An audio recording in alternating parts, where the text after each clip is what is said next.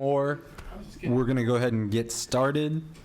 The time is 3:14. And before we begin, I'd like to let everyone know that we do have a Spanish translator for those who may need language assistance. Now, may we please have roll call? Director Espinoza. Present. Director Hoke.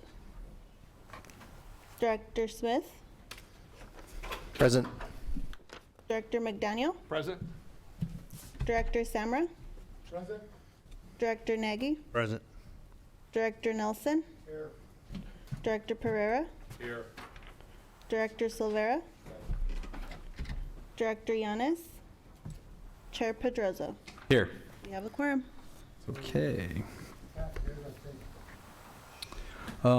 Now can we stand, and I'm going to ask Director Espinoza to lead us in the pledge. I pledge allegiance To the flag of the United States of America and to the republic for which it stands, one nation, under God, indivisible, with liberty and justice for all. Okay. All right. Item number 2 is approval of the agenda. Do any of the directors or the executive director have any comments on the agenda? Mr. Chair, staff does have a request to take a few things out of order. If you'll bear with me. We are requesting to move item 5B3, which is under information items, and it's the draft operating and capital draft budget for 24-25 for TJPA. We'd request to move that under discussion, item 10A. And our clerk will keep track of this for us. So moving the draft budget out of info and moving it to item 10A, which will allow for discussion, as well as item 5C1, which is right below that, which is the RWA budget. We request to move that to 12B. We also request that we pull item 6A9. Nope. 6-9A for my eyeballs that read that wrong. And that's not even right. Is it? 6A9, that was right. Yeah. 6A9, yes. That is the authorization to amend the implementation plan. We do not request the board action on that item at this time. We're going to, yes, remove it from today's agenda. And I promise this is the last one. This was a very busy day in developments. We asked to take out of order items 11 and 12. So to take 12 before 11.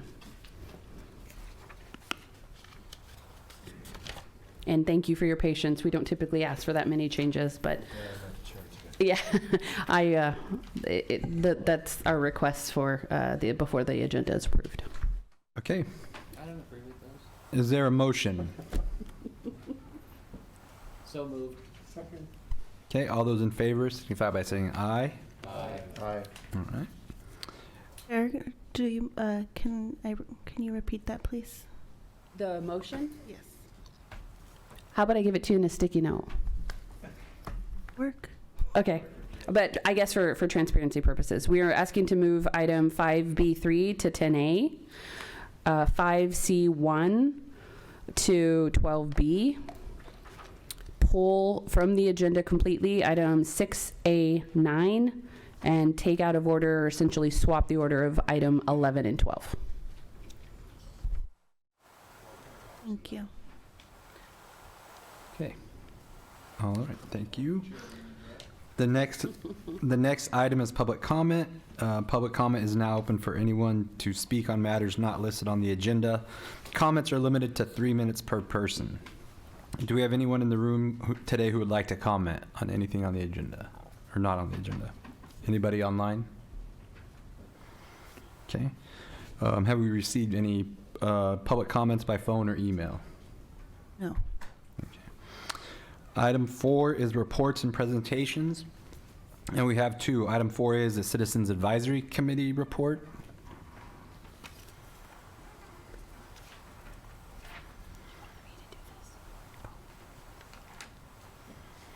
Good afternoon. Nice seeing everyone today. There's a button to your right that'll lift that. 'Cause I'm told That's on right there. Yep. I'm in 4.5-inch heels. My son did his senior exit interviews, and I took a picture with him, and I didn't want so I wore my heels today. Staff presented the MCAG and TJPA discussion items to the CAC. Items that generated discussion included fiscal year 24-25 capital and operating budget and the transportation planning and Measure V monthly update. Under the fiscal year 24-25 capital and operating budget, committee members discussed the upcoming projects for fiscal year 24-25. One of the main topics of discussion was the SB 125 project, which involves replacing the current buses with hydrogen buses. The other item, transportation planning and Measure V monthly update. The results of the May 2nd high-speed rail station open house at the Merced Senior Community Center were discussed among committee members. Members voiced their worries about how many businesses would be impacted by the system's construction. Merced County Association of Government staff also introduced the newest multimedia specialist, Michael Vang, to the CAC members. And that is our report for this month. Any questions? Okay, thank you. Thank you. I'm going to leave it up. All right, item B is the Caltrans report. Do we have Caltrans?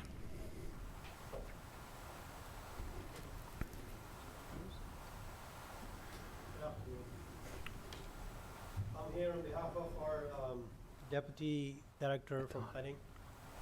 Hold on, one second. Is this podium mic on? Yeah, I don't know. Can you step a little bit maybe to that side and there, right, maybe more in front of the mic and see if that picks it up a little bit better? Right. Good afternoon. Yeah, that's better. Right. Thank you. Thank you. I'm here on behalf of our Deputy Director, Gregoria Swansea, to talk about some few items I have for updates. We know CTC Commission adopted a shop at the March CTC meeting, and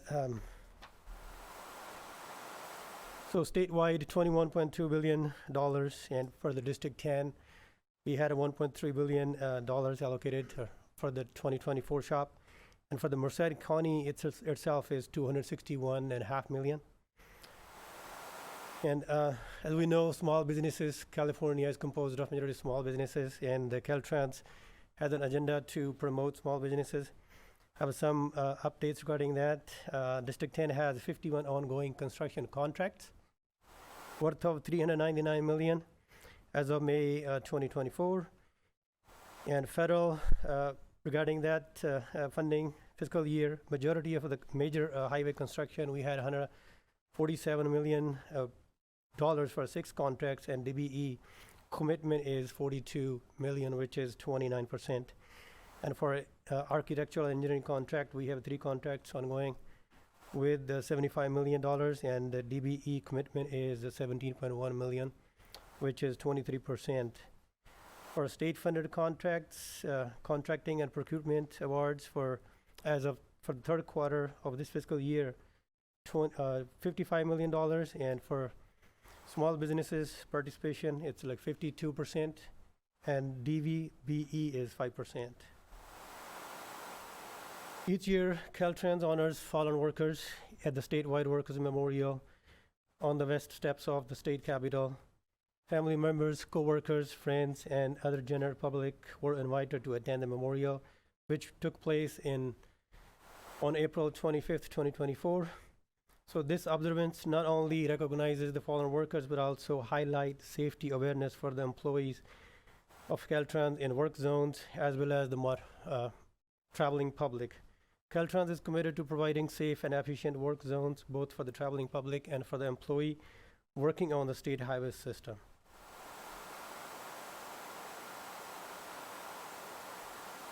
I want to provide some updates on opportunities for the grants. There is a call for projects under Federal Transit Agency 5311 and CMAG grant. Caltrans Division of Local Assistance is pleased to announce the call for projects for the following grant programs. For federal fiscal year 2024, FTA 5311 from a 1-year grant cycle.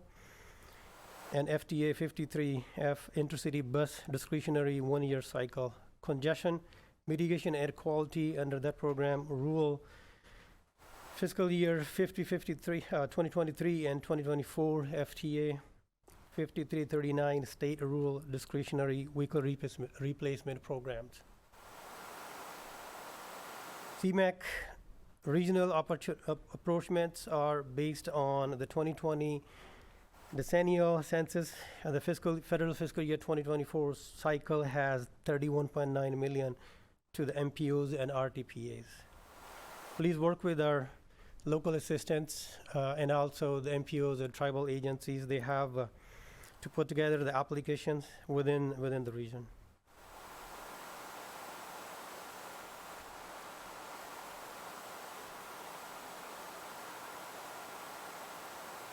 Caltrans has augmented its passenger rail fleet with the new ADA accessible cards. May 11 was the National Train Day, and Caltrans had successfully augmented its passenger rail service in California by placing into service the first of 7 new venture passenger rail card train sets for the daily roundup travel between Oakland and Bakersfield. 3 venture passenger rail cars provide a much needed increase in passenger mobility, especially for those persons using wheelchairs. This improvement improves transportation equity, and each train set will seat up to 430 passengers. The new cars are the first addition to the passenger rail fleet in more than 20 years. When all passenger cars are on the track by 2026, they will represent a $132 million investment in improvements for the changes. Federal Highway Administration fiscal year 23 through 26 bridge investment program, there's call for applications. The Federal Highway has released its call for applications under its fiscal year 23 to 26 for large bridge project funding for bridge replacement, rehabilitation, preservation, and protection projects with a total eligible cost of greater than $100 million for a project. That improves the safety, efficiency, and reliability of the movement of the people and freight bridges or over bridges. Number 2, improve the condition of the bridges in the United States by reducing the number of bridges that and the total personal miles traveled over the bridges that are in poor condition within the next 3 years. B, the number of bridges and total person miles traveled over bridges that do not meet the current standards for the geometrics or other safety standards. So those projects are eligible for applications.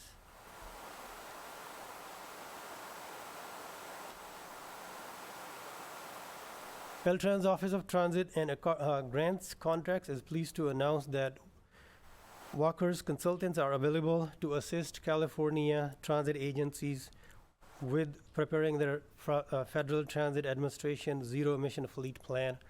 This plan is required if one apply for FTA's low or no emission grant application.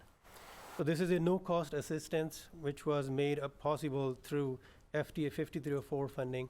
Walker consultants are available to assist all transit agencies with their plan until the end of 2024. So please take advantage of that to come up with your fleet plan. Okay, with that, I would like to also update on the capital projects that we had in Merced County. We all noticed that Merced Rehab project has been almost completed. The tunnel lane was picked up, and we're happy to report that the project will be CCA'd in June of 2024. Any questions? Are there any questions? Yeah. Yeah, I guess more of a comment. We spent a lot of time and had a lot of heartache over the whole 99 project, and some people ask, well, what did they even do? Because it's like, we know they were there. They did a lot of construction, but it didn't widen it. I don't know. That's just, I guess, maybe I've heard that a couple times, and I don't travel the 99 enough to know the difference. So, but I really, more importantly, I want to bring up an issue that for maybe some of the, I don't know, safety teams. So when you're traveling eastbound on Highway 152 and you're getting off ramp, you're taking the off ramp to northbound Highway 59. Right as you transition from the off ramp piece to the bridge that goes over 152. There's like the pavement is starting to come up. There's I wouldn't really call it a pothole. You can tell at some point there was a small overlay that was put on there, but there's quite a large section of that is starting, and it's getting worse and worse. So if you could let the proper folks know that they can go out there and take a look at that. Sure. I noted down that action item. Thank you.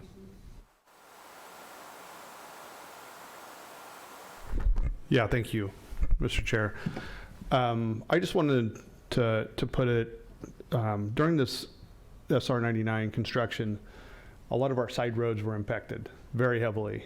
In my district, Franklin Road, the Franklin exit there was impacted very heavily with the Franklin overpass, as well as Santa Fe between Atwater and Merced. A lot of folks who lived in that general area who usually use 99 to commute south were coming through our country roads, and Santa Fe is not the same road as it was before this construction, and it has been impacted very heavily. And so I would just like to see Caltrans to step up, and maybe since that was Caltrans traffic, that now it has impacted our roads, to step up and help us to fix these roads.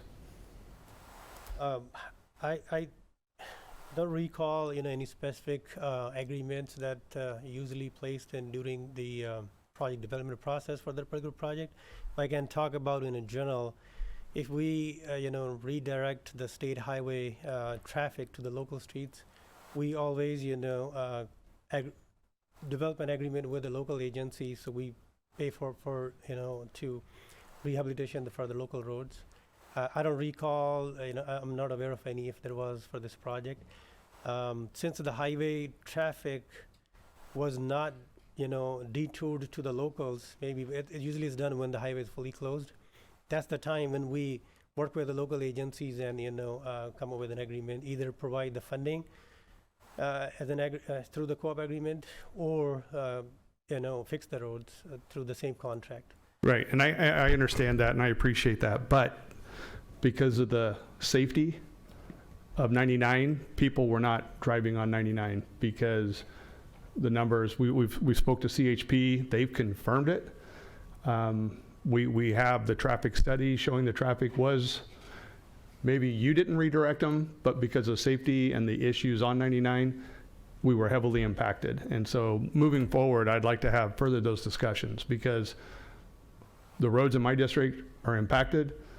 They were in great shape before this, and they're a lot worse off now, and it was because of the construction of 99. Thank you, Director. I appreciate Thanks. your concern, and I will take it back, and then we'll work with the agency. Right, thank you. Thank you, Mr. Chair. And I just want to add to it is it's really simple. You didn't redirect the traffic, right? But the thing is there's this little thing called Waze and Google Maps, and it just, when it senses that there's traffic ahead, it's pushing people. It's one thing if it's a local person that knows that's a way to get around it, but I venture to guess that it wasn't just the local people. It was the people that were just traveling through Merced County on Highway 99 who were using their Waze app, and it said, hey, take this road here, because it's all red through there, right? And so that is something that really needs to be considered moving forward, because it's happened when you guys shut down 59, which we didn't have to do this year. Which another thing that I'm frustrated about is since I've been elected to the board in 2018, sworn in 2019, we've been talking about the Mariposa Creek crossing over Highway 59. It runs underneath. Every time we get anything more than just a sprinkle, that section floods in there. And then we have to close down the road, and then Caltrans comes out and they put their detour signs on each side. They're saying, or not even detour signs, they put road closed signs, which then drives all of that traffic off of Highway 59 onto our local roads. And there's a perfect example of one out there that was recently repaved, and it's already destroyed. And so I think at some point, this needs to be considered with any project that Caltrans does, is the impact. You know, we're already a poor, disadvantaged community with less population, and when dollars are sent out based upon population, we always get the short end of the stick, but they all got to drive through our county to get from one end of the state to the other end. And so it needs to be put into your consideration that as part of funding these projects, that you need to take care of the local jurisdictions that you're impacting. Because if it was up to me, I would just get it fixed and then send Caltrans a bill and say, now pay it. And then you don't want to pay it, well, then maybe we just end up in court over it. Because at some point, you guys got to start listening to us. And I know you're the messenger, but I want you to tell all your friends back there in Sacramento and Stockton or wherever they're at at some point we're getting frustrated. You go talk to any one of our constituents, any one of us that are sitting up here, one of their number one chief complaints is the condition of our roads. Right? And we're already behind the 8 ball. We have 1,750 miles of road that we're responsible for, not counting state highways. And then when Caltrans, and when they do these projects, they take no consideration over us, but they impact our roads, and we're already struggling to try to keep up and fix the roads that we have. And so, again, it's not to shoot the messenger, but I've heard, back on the Highway 59 thing again, that now they've delayed this project out. This is why Caltrans gets a bad name, right? And it is that we're in 2024. Since 2019, they've been promising, and I get it, these things don't happen overnight, but I've heard that there's potentially delays on this project, and it's like, so we want to work with our local partners in District 10, who've you know, these were your predecessors, but you got to carry the torch, that have promised us that this was going to get done, and now I'm hearing that it's going to get delayed out because of funding reasons or whatever. Well, I will tell you, I'm not done with it. Like, I will call my state elected officials, and we'll start going from the top down and putting pressure on if that's what we had. I would rather much handle it the way of having nice, calm discussions with our District 10 folks. But if we're just going to get kind of like thrown to the side, I would definitely like to hear more information on what's going on with that, because it's not even in my district, but it affects my constituents who have doctor's appointments that come to Merced. That's the way they come. They come down 152 to Highway 59, right? And so when that road is closed during the winter months, and it's closed for long periods of time, that really puts an undue burden on the folks, that, especially my underserved communities out there on the west side. Thank you, sir. Right, thank you. Director Nagy. Thank you. Provide updates on that project, you like? I'm going to piggyback a little bit on their comments, and I know you're the messenger, but just if you could take this back. We have a very good project, a couple of good projects going on in Gustine. One of them is a roundabout that I asked Dennis Agar, because the detour that Caltrans approved is rerouting people onto city streets and so forth. And he said, oh yeah, if it deteriorates because of a detour that Caltrans puts in on a Caltrans project, that they would rehab the streets that were affected. And so I was very happy to hear that. And then I found out that, the little caveat is that it has to be a Caltrans project. And technically, even though this is a highway project and every decision was made by Caltrans, I'm being told now that this is a City of Gustine project, so Caltrans won't fix the roads. So it's kind of a catch-22, because we wouldn't be able to do this project without Caltrans. So just take food for thought. The other thing is, just as you're heading out of Gustine on Highway 33-140, between Meredith and Sullivan, there's an irrigation canal, and they came out a few months ago and did work on the guardrails. But they didn't do anything with the road, and the road surface is absolutely horrible. Absolutely horrible. So if you could maybe put that on the radar to come out and do something with that. And then my other big issue, we also have a great sidewalk project that started in Gustine and is going fine, but the specs don't match up with the specs that Caltrans makes people who are putting businesses in conform to. So the businesses that we've had built on the highway are required to put in a 10-foot sidewalk. Well, Caltrans is ripping out all the sidewalks and putting in new sidewalks, but they're only putting in 6-foot sidewalks. So you've got a 6-foot sidewalk, and then you've got a 10-foot in front of a business, and then back to a 6-foot. And the other thing is that they're not requiring any base rock underneath the concrete. and our clay soil expands and contracts so much that those sidewalks are going to fall apart without having some kind of compacted base underneath them. So just wanted to throw that back at you too. I appreciate your hearing us out too. Thank you very much. All right. Did you want to? I'm going to go ahead and. Usually I'm the bad guy, but no, I agree 100%. You know, it's not just Santa Fe and Franklin. Campus Parkway was eaten up. I mean, a lot of those roads, and I recognize the fact that because there was no detour established, people took it, and especially if you lived here. And it's all fine and dandy to say, you know, pat yourselves on the back that you guys got the project done, but you really didn't, because again, people are still confused on what actually took place for that time. And so I think that, you know, to Director Silvera's point, that you guys need to think about all of this, or maybe if it has to be a policy change to where if you don't, you have to take all this stuff into consideration, because it's like, again, it's like you gave us this good gift, but nobody really knows what it was for. So that's something that needs to be really looked at. So, Stacy.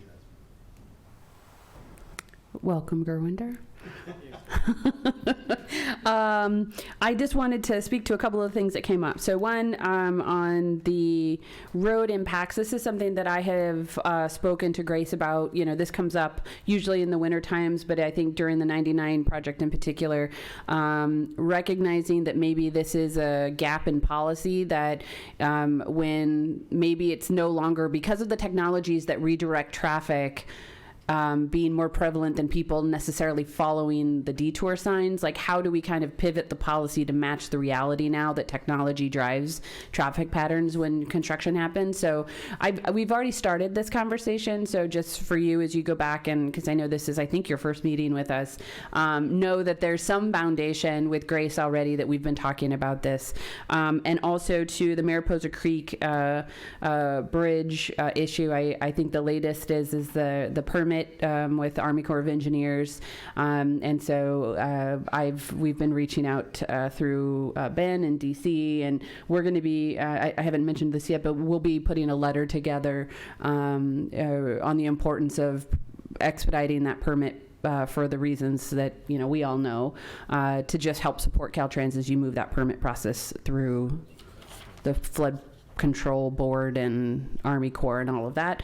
And then lastly, just want to say thank you and let the board know that we have a team from District 10 coming down, I think it's the June 4th, to do a field visit of the Highway 140 V Street awkwardness in the city. It's the one that Director Serrato always brings up. So we're going to have a team on hand to go down there, actually look at it. The city's going to join. Oh, I'm sorry? I'm the one who's brought that up. Oh, Director Pereira brought that one up. You're right. I'm sorry. You did. So thank you for the Caltrans team to be coming out and spending the time to look at that firsthand and really get an idea of what interesting intersection that is. That's it, Mr. Chair. Thank you. Anybody else? Okay. Josh, real quick. Yeah. I won't, first of all, to echo Stacy, welcome. Now I'm talking to Caltrans, so Director Sammer over there is getting really excited. I agree with everything everybody has said. I'll add 16th Street and Merced to the list of roads that got horribly impacted. I mean, that was basically a semi-truck bypass for 2 years. I just might suggest, in the spirit of being constructive, that what you've heard from us in the last 20 minutes is what Caltrans should be updating us during the monthly update. I haven't had anybody come and talk to me about the hydrogen train. And that's probably important to somebody in Sacramento, but Highway 59, the botched 99 project, I mean, this is what we are being asked about. This is what we need to know about.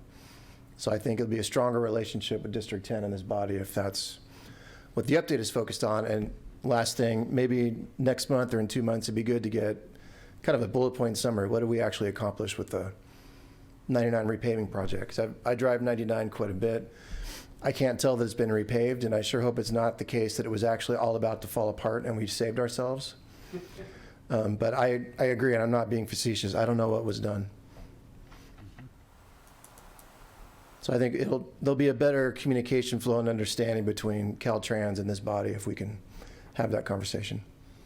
Definitely, we can, take some actions on our side to improve the communication. We are working closely with Stacy and her team, providing updates quarterly. We're meeting her team quarterly, and definitely we can include, you all in the updates as you're interested.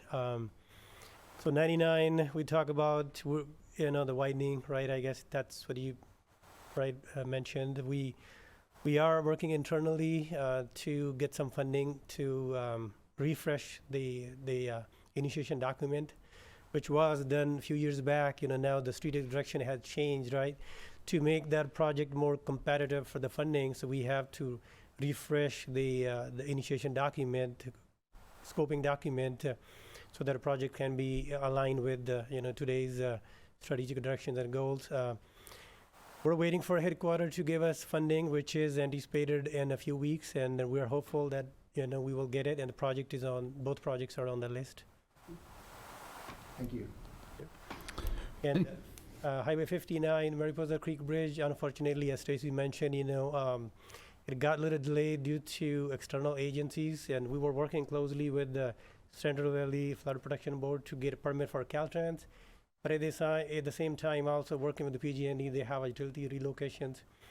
And we has been consistently asking PG&E, you also may need, permit from the Central Valley Flood Protection Board, but you're putting your facilities within their right of way. So they kept, denying, no, we don't need it. But later on, they say, yeah, we also need it.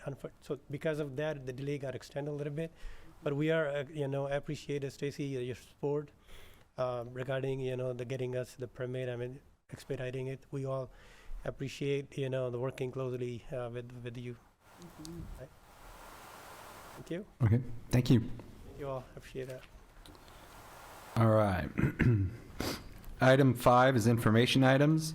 These items are included for informational purposes and will not be presented by staff unless board members have questions. Are there any questions for staff? Okay. Item 6 is the consent calendar. These items may be acted on with one vote unless specifically removed for separate consideration by a member of the board, a member of staff, or a member of the public. And just as a reminder, didn't we move one of these? We pulled that Yeah, item 9. okay. I mean, we removed it. Okay. Item 6-9 has been removed, correct? So we're just voting on the other ones. Okay, do any of the directors have questions for staff? Are there any comments or questions from the public?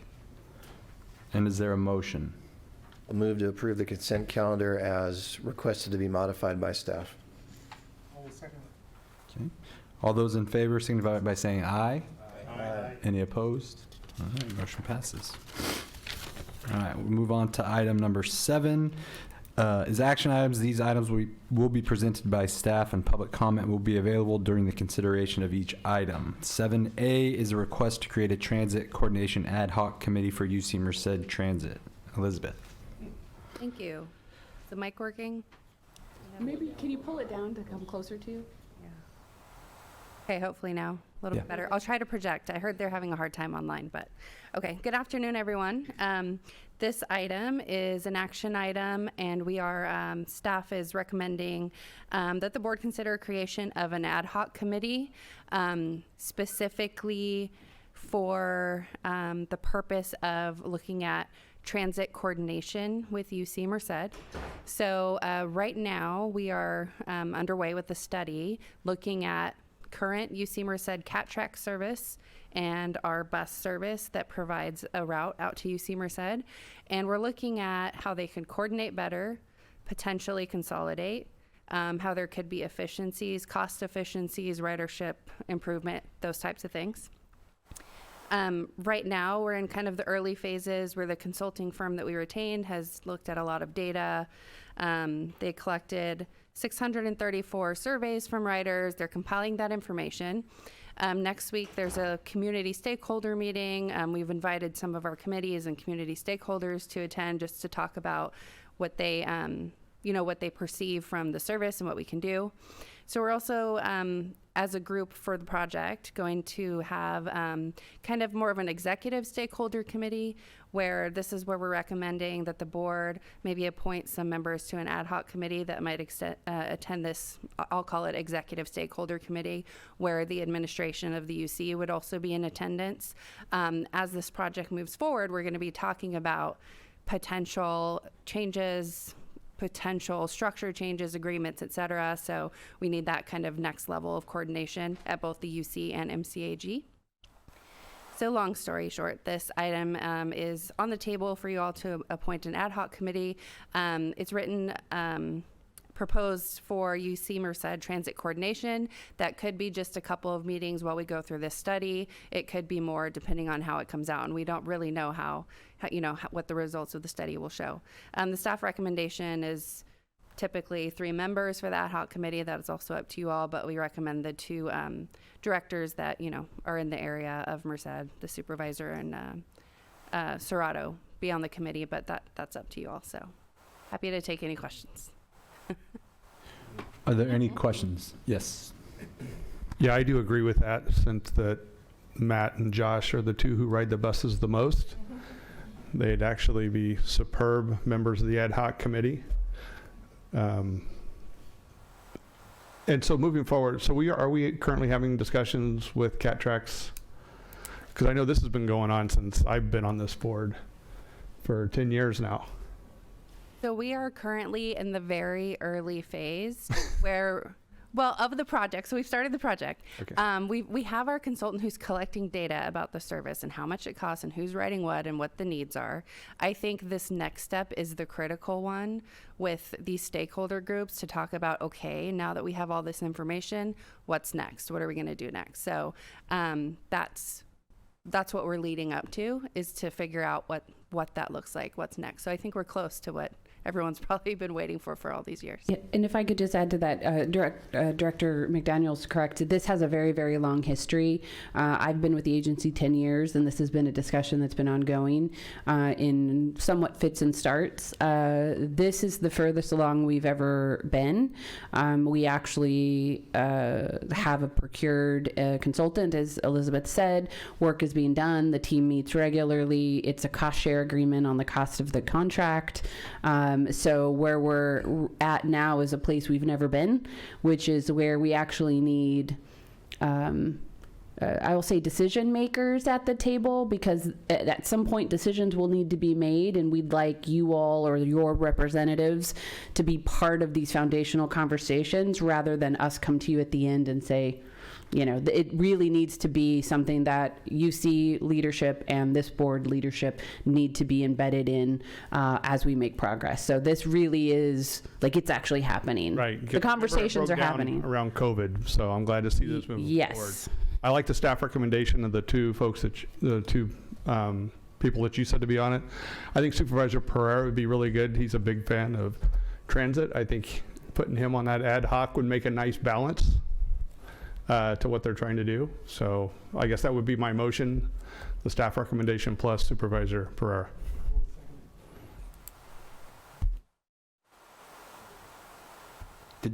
Was that including me as the ad hoc? Yes. Oh, okay. And Serato on there as well? Okay.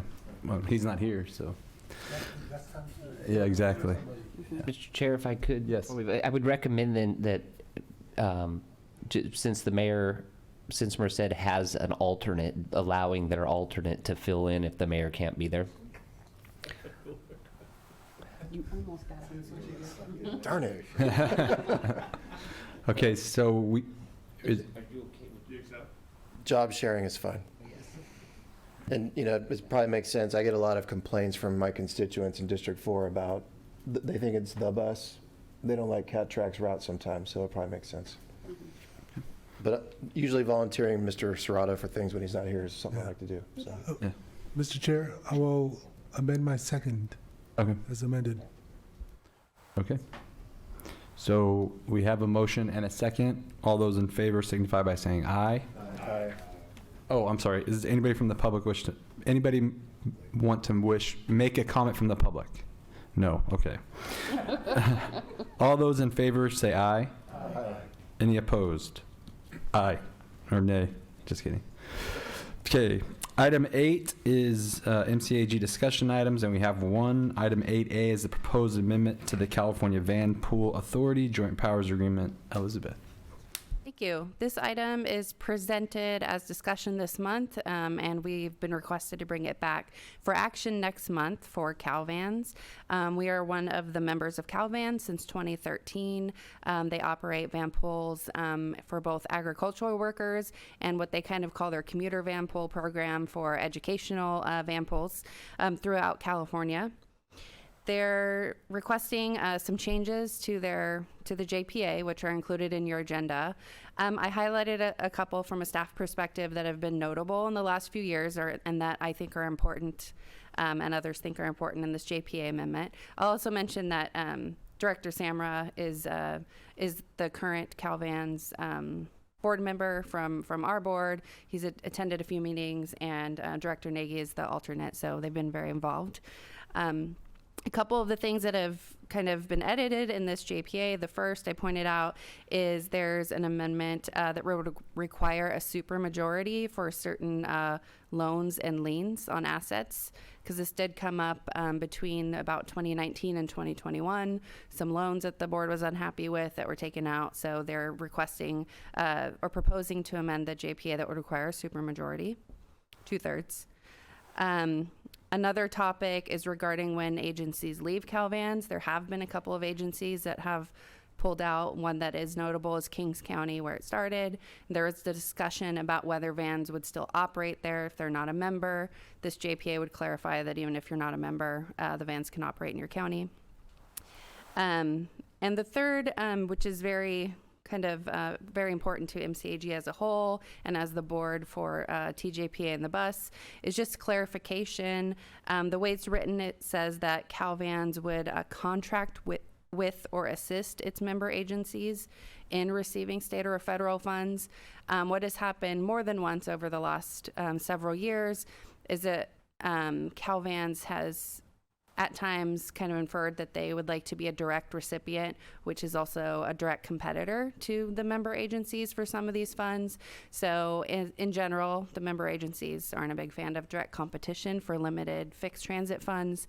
So it's been kind of stated that, they could work with an agency if we want to partner with CalVans in a program and maybe provide them with some of the federal funds that come to our region. As a member, we could do that, but the intent is that they wouldn't be a direct competitor. So that's kind of more clearly specified in the JPA. So those are the notable items, and I'm happy to take any questions or pass them along to CalVans if you have. Yeah, I'd just like to mention that last week I was in the Salinas Valley, and we were hosted by Supervisor Lopez out of Monterey County, and the chairman of CalVans, Supervisor Poitras, the vice chair of CalVans, Supervisor Nelson out of Santa Barbara. CalVans actually moved us from place to place during our stay there. And it seems like, I think we're missing out on a big opportunity on this. Whenever I looked at what Salinas Valley, what Santa Barbara, what Madera is doing with CalVans, I think there's a big opportunity in Merced County, because a lot of the woes we hear from folks can be solved by CalVans. And CalVans is a very simple fix, it seems like. I just think that we need to continue with this, and I think there's definitely opportunities with our employers and other things here in Merced County. I would really like for us to look hard into, because it seems like we hear from foster farms the most on problems of getting back and forth to work, and I understand riding the bus that morning, how many folks ride it to foster farms for employment. I just think CalVan solves a lot of problems in a very simple way, and I'd like to know how we could improve on that here in Merced County. Okay, thank you. I put the pressure on our board member. Thank you, Mr. Chair. First of all, Director McDaniel made a good point that there is a good opportunity for Merced County to use CalVans as a resource that we haven't tapped before. I get numbers, but I think we can do much better, especially for larger employers and even larger ag employers. There can be a lot of resources where, and also it kind of adds to what we provide as far as transit anyway. So it kind of alleviates some of the pressure off of our buses too, to have that, so it does. And also getting with there was some points that I spoke with Stacy when I first got mugged into being the representative.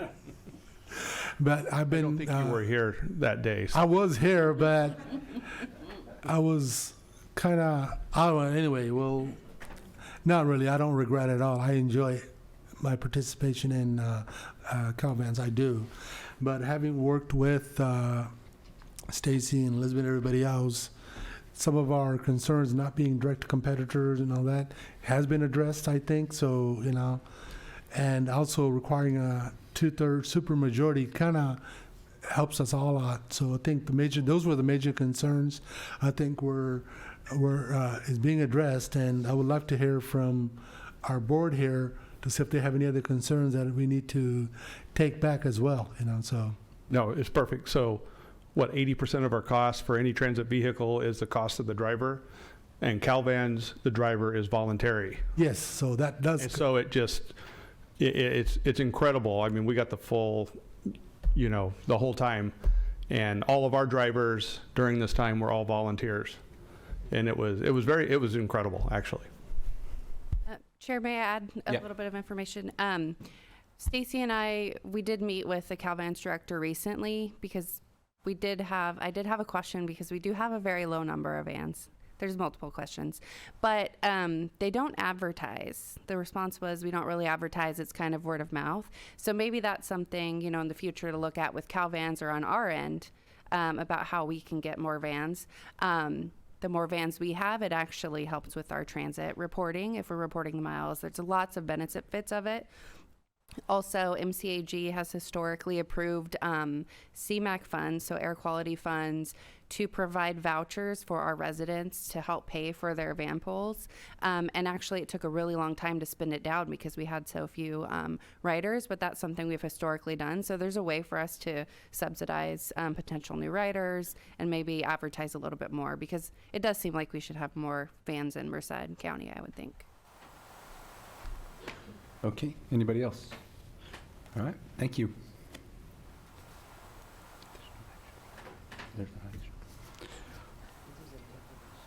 Okay, anybody from the public wish to comment or question?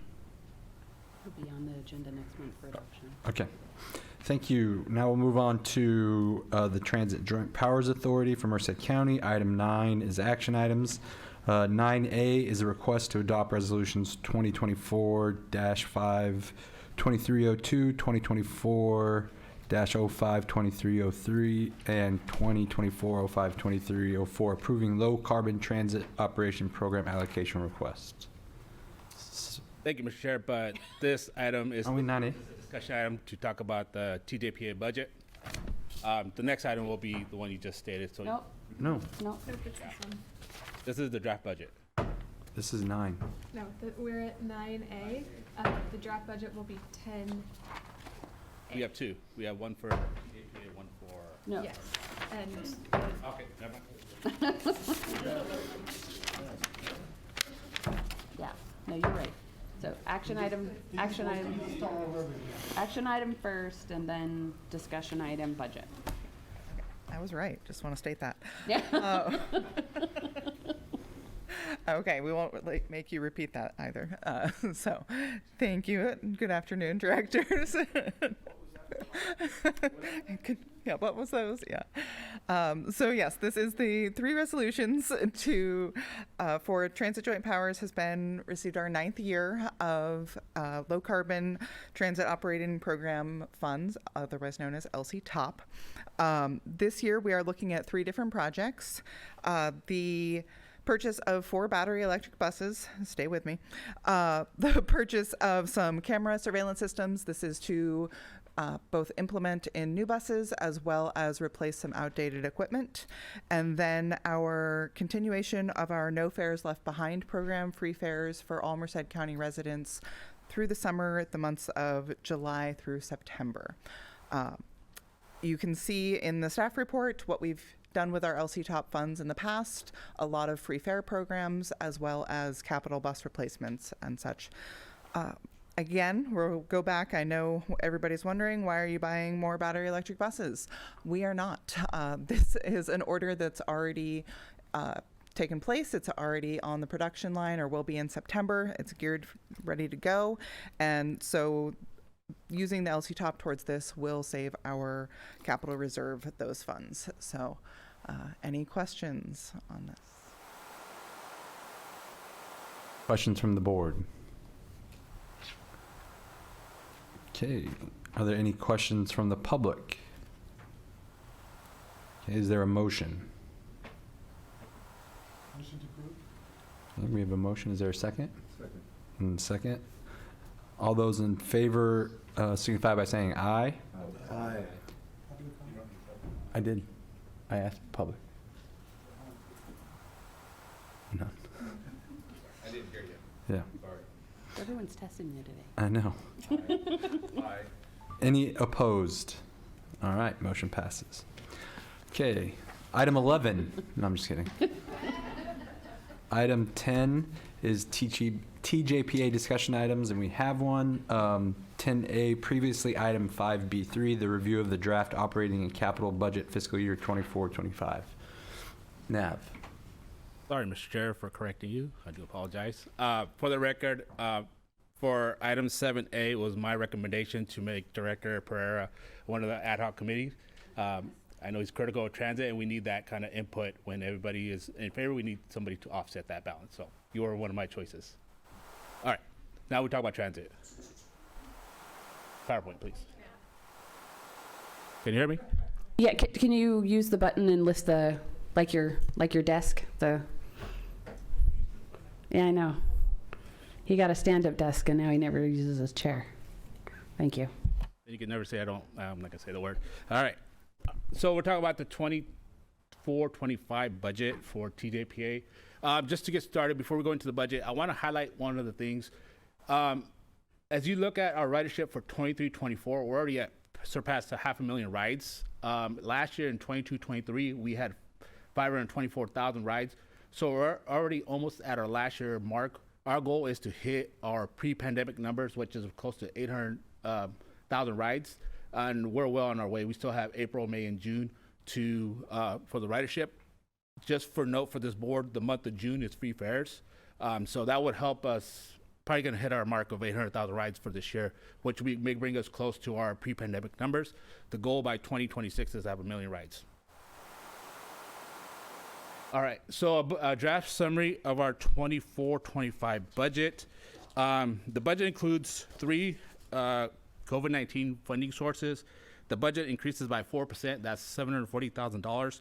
That's in part of operation and maintenance, our fuel cost, maintenance equipment costs, along with staffing, which we're proposing 2 new positions, with also includes merit increases and cost of living.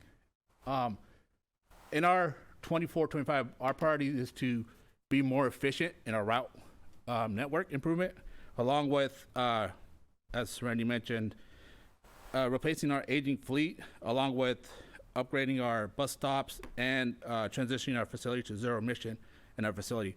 The goal is to use federal and state funds to do the zero emission facility turnover. So what are the expenses? What caused the $740,000? As I mentioned, professional services, $250,000 is staff service and contracts. Operation and maintenance, which is our contractor, went up by $342,000, which is our annual increase of 3%. And then, as we know, we all feel it, the fuel prices, right?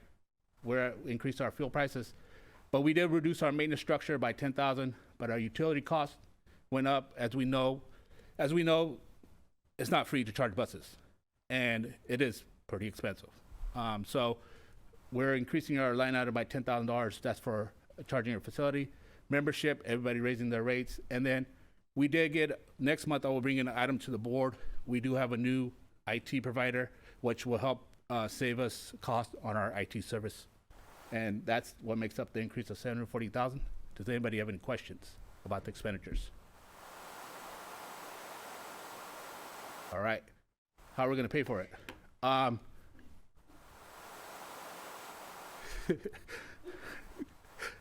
So we're going to use some federal funds, right? We're going to use some FTA allocation 5303, 5307, which we get an annual allocation of it. And then we're going to use other federal funds. As I mentioned, 3 federal funding from our COVID relief funds. We're using about additional $487,000, along with state funds, STA, LTF, and as Serenity mentioned, the low carbon transit operations program, and then our local funds, which are funding, which are fare boxes, UC Merced, and Merced College Partnership. As you can see, the fare box is reduced by $200,000. That's basically because of we're offsetting it with our LC top funds. So that will help us break even or balance our budget for operating. Anybody have any questions? Yeah, Nav, thanks for that. With the American Rescue Plan funding, that's one-time funding? It is one-time funding. We have, so it's slated to 2026. So what I do is I'll break it up by years. So we're not using all the funding right away. So we're going to use that same funding next year again to help with the operational costs. And we're looking at being more efficient, as I mentioned, more efficient in our system. One of the things that we're looking at is microtransit, which helps reduce the cost. Right. We're going to look at various areas like Atwater, South Merced, maybe North Merced. But once this funding runs out, we're not going to have ourselves in a situation. Hopefully we'll get, yes, once we run out this funds, but we are going to see increase of our 5311 funds as our UZA changes. We'll have more rural areas, which that'll help, those funds will increase as well. So Okay. Not to the tunes of. Every time I see this one-time funding, it scares me because yeah. we build that into a budget. Whenever we run out of it, how are we going to backfill? Well, and that's why I break it up over several years, so we have time to figure out how we're going to, pay for the service and later down the road. Okay, thanks, Nav. No questions on revenue? All right. Capital projects, key projects that are carrying over from this year to next year. As Serenity mentioned, the 4 zero-emission buses, along with we have 12 cutaways, which are the smaller transit buses, on order. That is the funding structure that's going to pay for those buses. Capital Reserve, the State of Good Repairs, TIRSET funding, LC Top, 5339 grant, and the funding grant from the City of Merced. Continue on to funding that's carrying over to next year. Bus stop improvements, electrification of our facility, and the replacement of our fare box, which is going to start next month and carry over into the next fiscal year. Upcoming projects, as Serenity mentioned, we have security camera upgrades. Now, one of the, I think Serenity didn't mention, we did have an incident with one of our vehicles. One of the cameras didn't work. And luckily, we have multiple cameras on the bus, but that's the reason why we upgrade our system or our cameras, because of incidents. If there's incidents, the insurance company comes and asks for video, and that's one of the reasons we're upgrading our camera systems. The bus display signs, those are the signs in front of the bus that tells you where the bus is going. And then we have the SB 125 projects of $23 million, electric bus charging infrastructure, West Side O&M facility, microtransit services, buses, hydrogen fueling station, and hydrogen buses.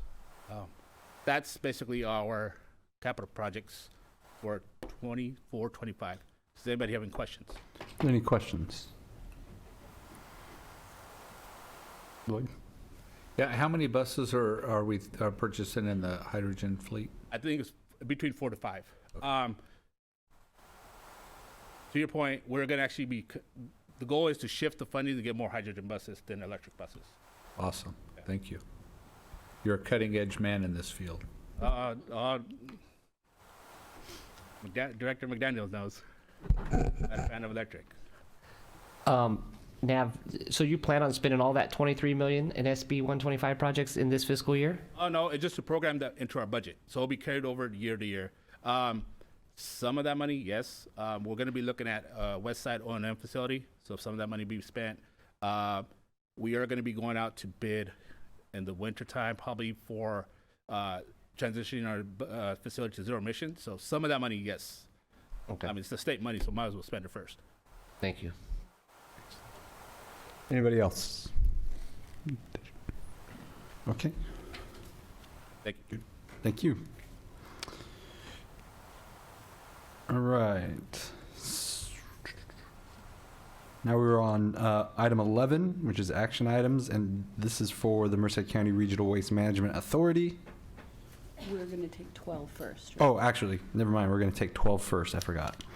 So 12 is RWA discussion items, and we have two. Item 12A is the Merced County Regional Waste Management Authority monthly update. Go ahead. Yes, good afternoon, Chair, members of the board. I wanted to kind of flip these around a little bit because there was quite a bit of news last week. We had an incident out at the site last Friday night. Stacy sent all of you an email. We had a large plume of smoke. We did have a fire at the site. Go ahead and I'll jump over here. I think Stacy really has a backup career as a photojournalist. She was out at the site and got quite a few very nice pictures of what was going on. The fire was actually at the very edge of our active fill area, and it just so happens we're putting in our initial lift of waste, so we're using the shredded tires as that initial lift over our operation soil, and the fire jumped from the trash into those tires. That's what produced all the dense black smoke. It was actually a fairly small area, probably less than 200 by 200 that was involved in the flames. Our team responded. Our operations manager, John Costa, arrived on site within a few minutes of the fire department arriving. We had about 5 other staff that came out. They jumped on the equipment. You can see the dozer there. We also had our water wagon out there. Took them about 4 hours, just trying to sort everything out and spread it out. What I wanted to emphasize is the picture on the right is what that area looked like today. So I was out at the site Sunday, reviewing what had happened, and on Sunday we could see a little bit still of the burnt wet trash after all the water that was put on it, but the crew's been working all week. Everything's been covered now. You can see there's just one little tiny area up there in the corner where they needed one more load of dirt. That was on its way this afternoon, and I really want to thank the initial call we got was from our janitorial contractor.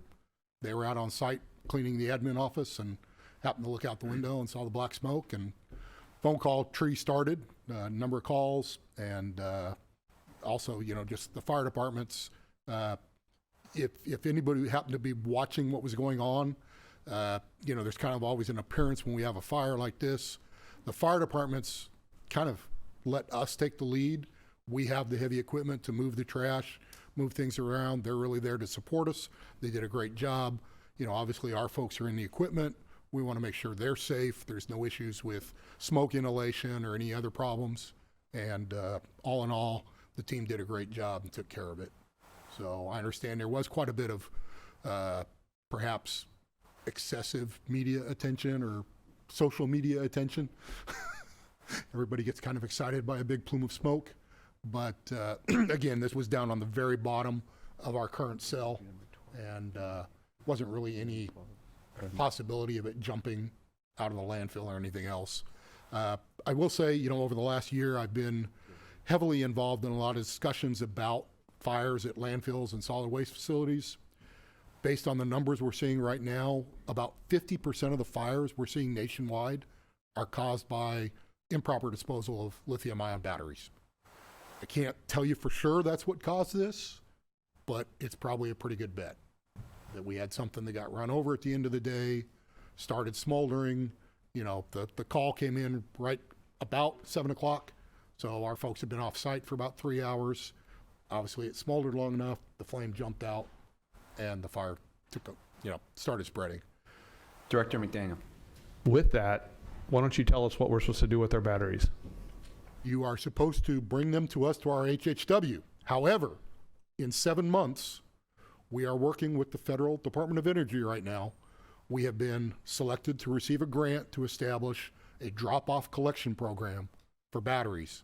And we will be establishing drop-off points at every city hall and every library within the county. Very good. Yeah. Thanks. Thank you. And there's a number of other things ongoing at the national level. I actually signed up today for a webinar on June 20th that's talking about what other jurisdictions are doing to social media and things to get this word out. Because, yeah, it's really important that we not find those batteries in the trash. Okay, any questions about that event? Okay, going to move on a little bit, talk about a few other things we finished up lately. Our capital project program from last year, one of our projects was to install a direct power feed for our leachate system at the Billy Wright landfill. That project's been completed. Again, was a project that required some coordination from PG&E, kind of dragged out a little bit, but everything is connected and up now. And also want to thank the county. Billy Wright Road has been repaved from 152 all the way up, slightly past the entrance to the facility, and it is a much nicer ride than it used to be.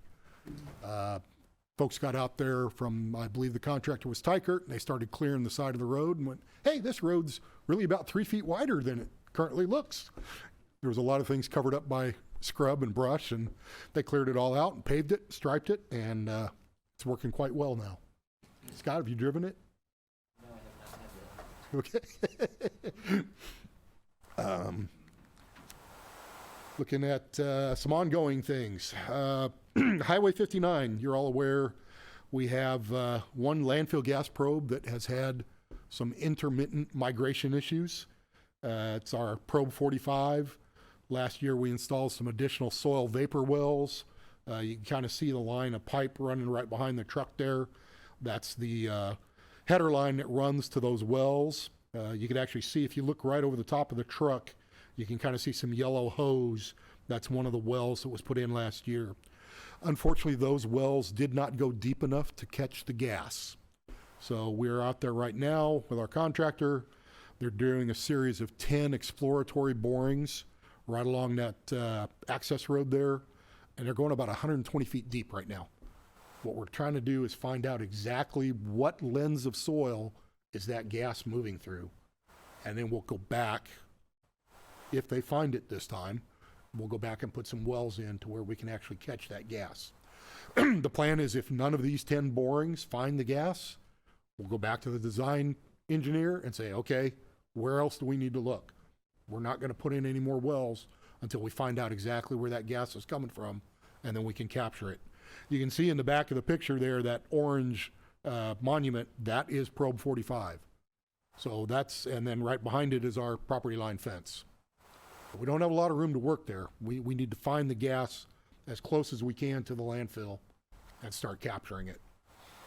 And long term, that'll resolve a lot of our issues about the valley fill, infill between the two phases of the southern portion of the landfill.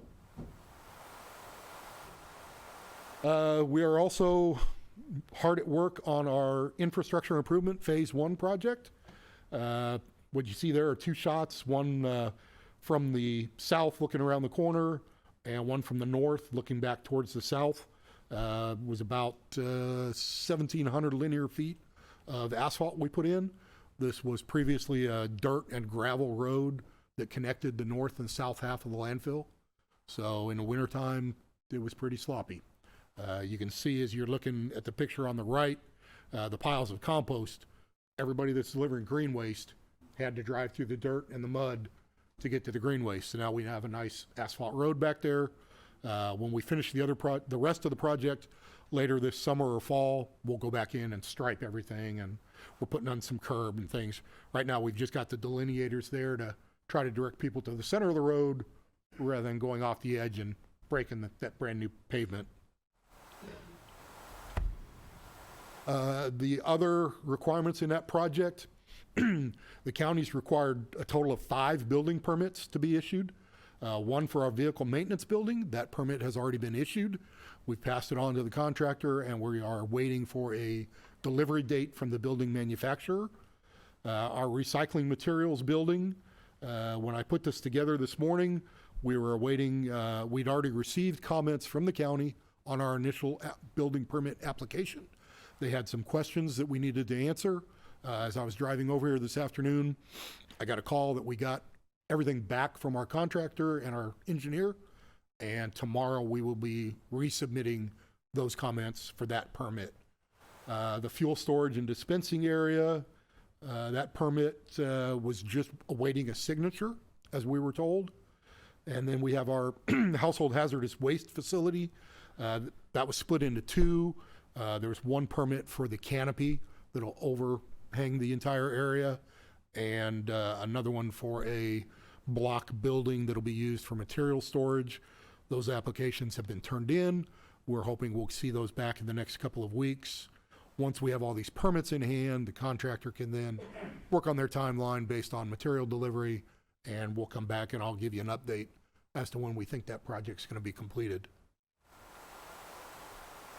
Looking at what we have upcoming, these are projects that are already in our capital project plan. The administration building for Highway 59, I expect to have a final set of plans and an engineer's estimate of the cost, maybe by early June. If we get that, we may include that in our June budget presentation. If not, we will come back once we have those final numbers.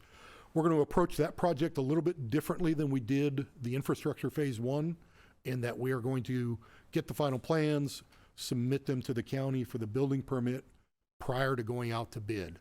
So that when we go out to the bid with the contractor, we'll already have a permit in hand, and we're hoping they can hit the road running a little bit faster.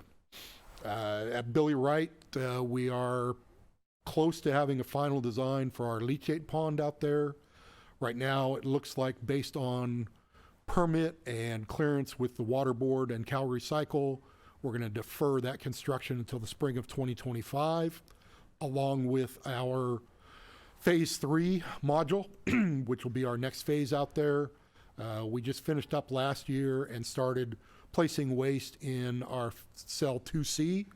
We have about 18 months of airspace left in that cell, so we need to construct phase 3 early next year and have it ready for the following winter, spring of 2026. A comment about phase 3. Good news, bad news for the county. With all the rain we've had the last 2 years, the groundwater tables come up. The bad news for us at the landfill is that that interferes with the bottom of our cell. So when we built phase 2C, we actually had to go in and construct a 5-foot separation layer between the groundwater and the bottom of our landfill liner. With phase 3, it does not appear we're going to be able to do that because the water table has risen so much that we're going to have to raise our pre-design floor of the landfill by 15 feet. We're still waiting to figure out the exact outcome of that, because that probably means we're going to lose some airspace in the short term. The engineer's working on the design right now. As soon as we have that back, I'll update it a little bit later. I'll talk about the existing airspace capacity and landfill expectancy, life expectancy, and I'll keep you updated on that. Landfill gas to energy project at Highway 59 has been an ongoing issue. Our environmental manager, Patrick Womble, and I have had a number of conversations with other agencies that have gone through this process, along with all of the developers that are out there and engineers in the arena of landfill gas. We're looking right now to get that RFP out hopefully next month. There's 2 key components to that. One, we've been working to develop a, for lack of a better word, an apples to apples spreadsheet. One of the key things in this RFP is that we are not dictating the technology that the developer has to use. They might come in and recommend a renewable natural gas project. They might be looking at a direct electrical generation project. What we're doing is coming up with a spreadsheet that will allow us to evaluate all those different technologies based on the value of the gas itself. So if we look at 1,000 cubic feet of gas, we'll be able to figure out a value regardless of which type of project it's going into. So we're just about done with that. The other key item is the contract itself. And I'm working with a couple of different folks right now. We've heard some lessons learned from other agencies that have gone through this.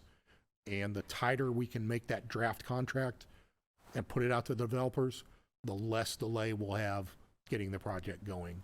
So hopefully you'll see an update on that here within the next couple of months. We also, one item I wanted to bring up was an additional expansion of the landfill gas collection and control system at Highway 59. We're looking at the design right now, and we anticipate construction in spring of 2025. If any of you have been out to the landfill in the last few weeks, you know we've been filling at the far north end of Phase 6B. We have now jumped back up to the top of Cell 6A. So you'll see us when you come in, you come right back up to the top of the hill. We're filling that area in, getting everything to final grade so that we can come back in next spring and put gas wells in that area. The last item that was in our fleet budget for last year is our water truck for the Billy Wright landfill. Came in about 4 weeks ago, and it's now in service. Had the manufacturer come out and give the crew a training day on it. They were really kind of surprised when they climbed up in the cab of it the first time. It's actually got a little jockey seat next to the cab, or for a trainee to sit in and ride along with the operator. So it was pretty interesting, but it's really nice having that truck that doesn't have a whole bunch of holes and leaks. The water you put in it actually gets to where it's supposed to go. As I said, remaining airspace calculations. Based on our tonnage that's been come through the gate, as of March 31st, we've got not quite 14 and a half years of capacity at Billy Wright. It takes us to August of 2038. At Highway 59, we're still at just about 30 years, February of 2054. So that Billy Wright number is going to get important when we get those calculations back on how much airspace we lose from having to raise the floor 15 feet. All I can tell you is that number there is going to get smaller. I don't know how much smaller yet, but we'll bring that back to you. A few other things that we wanted to talk about. For several years, there's been talk about a solar farm adjacent to the Billy Wright landfill. That EIR went out on the street last month. Comments are due on June 17th. We have our environmental consultant looking at it. We should have some draft comments next week. We will review those internally and make sure that they are submitted to the county. One of the things, Stacy and I have had several conversations with the developer over the last year and a half. There are 3 parcels that are immediately to the west of the landfill. Those 3 parcels are not a part of the project. They were a buffer zone from the beginning. The next parcel over is a 160-acre parcel.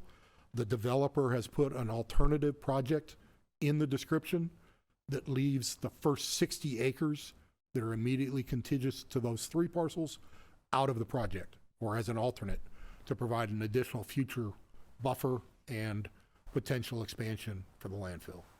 So depending on the other comments that come in, right now it looks like probably September or October, the developer, county planning will be bringing that project to the board for approval for the EIR.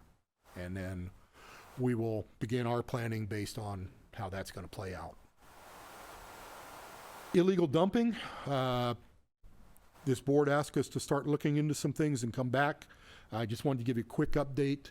Our diversion manager, Kyle Loretto, attended the statewide conference on illegal dumping in Oakland in early May.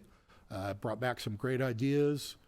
Our operations manager, John Costa, and I were in Las Vegas 3 weeks ago for Waste Expo, where we also had several session topics on illegal dumping with kind of learned lessons from other jurisdictions. There's some good ideas out there. Again, this is really requires a 2-prong approach, not only cleaning up the material that's been dumped, but finding ways to enforce the ordinances on the books to prevent it. I'll share with the rest of you later. I sent it to Stacy today. There was a news item today. Fresno County at their board meeting this past Tuesday night had the first reading of 2 ordinance changes. One increasing the penalties for illegal dumping up to as much as $3,000, along with an ordinance change to allow confiscation and seizure of vehicles used in illegal dumping. So pretty aggressive techniques. San Benito County has also raised their penalties in the $2,000 to $3,000 range. So we're gathering all this information. We'll put it all together in a package and bring it back to you. And then the last thing I wanted to address was construction and demolition processing. I understand many, if not all of you on the board, received a kind of unsolicited email from a C&D processor up in San Jose. They're one of our import haulers.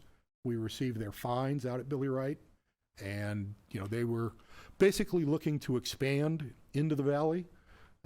They presented some good information.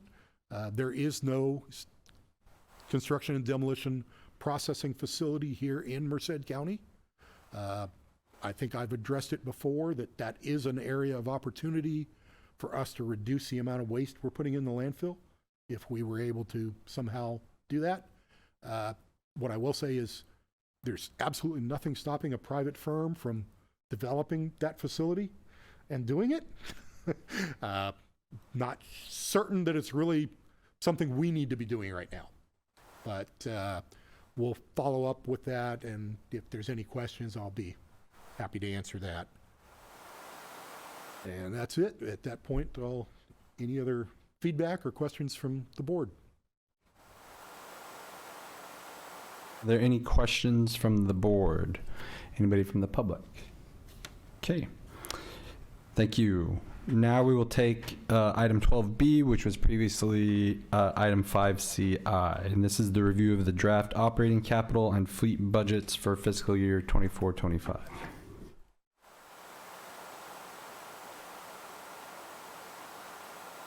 Thank you, Mr. Chair. All right. James touched on a couple of things about tonnages and illegal dumping, which will be reflected in this budget for 24-25. All right, before we move on to our 24-25 budget, I kind of want to go over historical data of tonnages and revenues. So this is our tonnages back from 1819 to 23-24. As you can tell, our tonnages are slowly increasing year over year. We had a significant jump in 22-23. That's because of the fires and the cleanup. That was about 33,000 tons that we took in.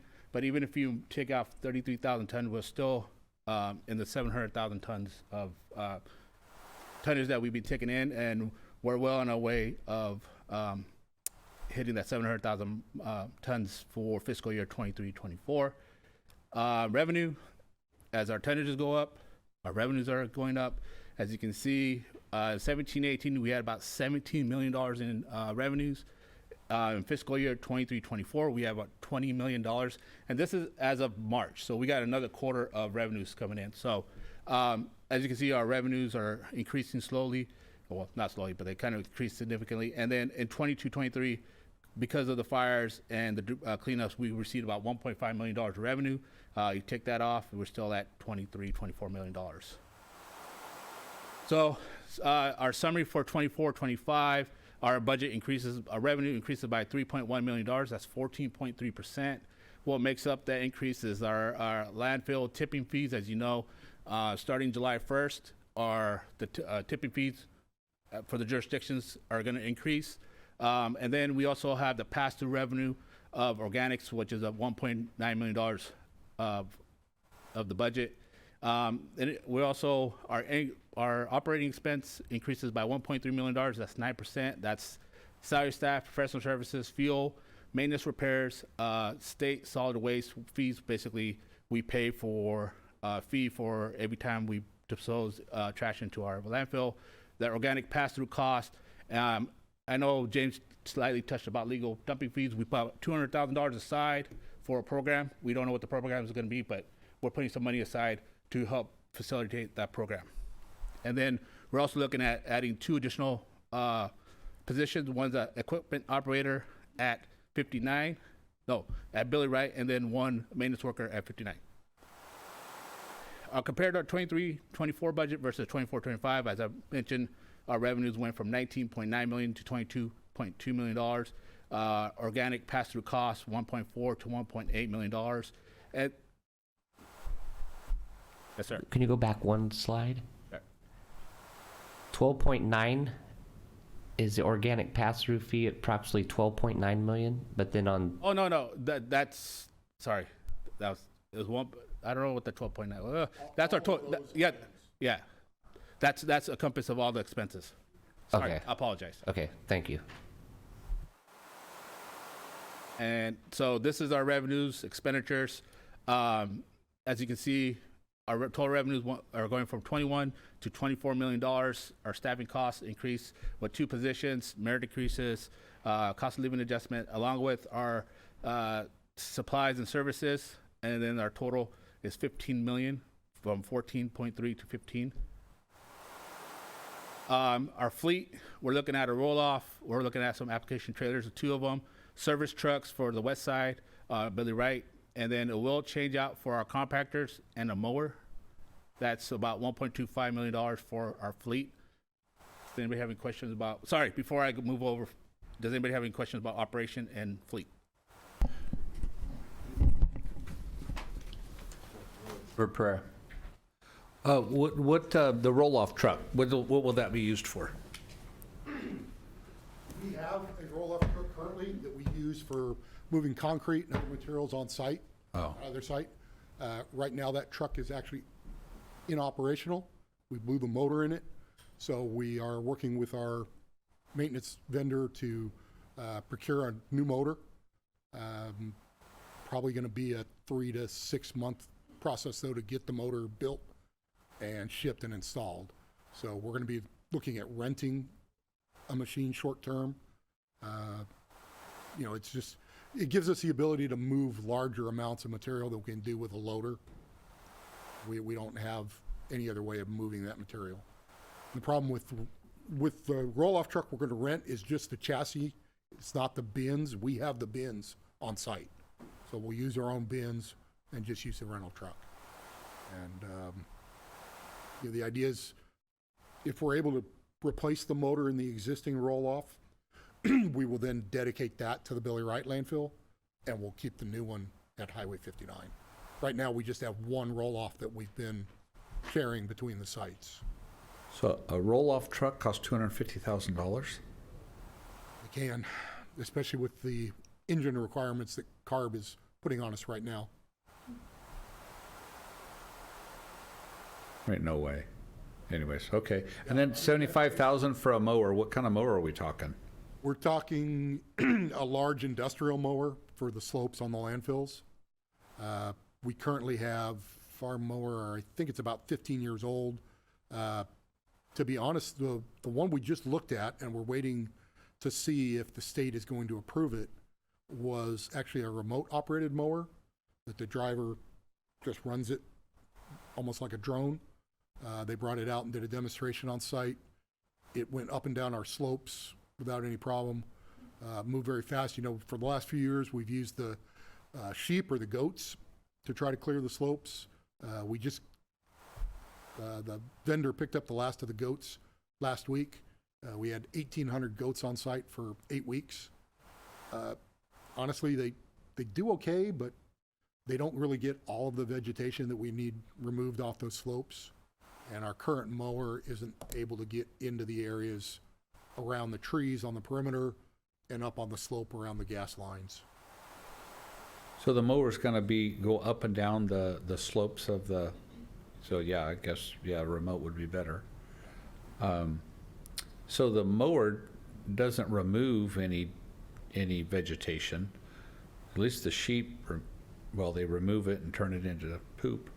Right. They replace it. The material comes back one way or the other. Right. The key with the mower is we can get in there before things go to seed.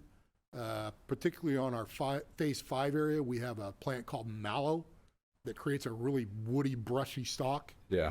It was amazing. I drove by, and the goats had eaten everything but it, and then, like, just 2 days later, they had demolished all of it. It was amazing. The stock sits there, but Well, we had our excavator in there with a flailer, and we took a lot of that out. About the first 600 feet down that slope. You look halfway down, you can see it's still there. yeah, gotcha. Okay. How much did the goats cost, though? About $40,000. 40,000. So if we buy the mower, we pay for the goats in 2 years, and we can use it all the time. Plus the cost to run it. 75,000 is just what the machine's going to cost you, but then you got the cost to run it. So that's not a true comparison, but I understand where you're coming from. Thank you. Anybody else? Okay. All right, moving on to our capital projects. I think James touched on some of the stuff on the west side of Billy Wright landfill. We're approaching our airspace for our current phase. So what we're going to do with the excess revenue for fiscal year 24-25 is put money into that project, about $4.2 million into the Billy Wright landfill, Billy Wright future cell expansion, and another $1 million on Highway 59. And then the new projects for fiscal year 24-25 are surveillance cameras at 59 and Billy Wright, along with expansion of gas collection system on the phase 6, which was just completed about a year ago. For Billy Wright, just to give you some content, was like 2 weeks ago we had a break-in out there. Our camera system's kind of old, and so this basically syncs up all the camera systems into one, and it also gave us, one of the things that we've heard is, how do people know what the lines are at the scale house, right? So hopefully this camera system will help us integrate it to our website so people know what the current status of the lines are at the scale house as well. And just a summary, we had about $46 million of authorized capital improvement projects, $20 million will be expended.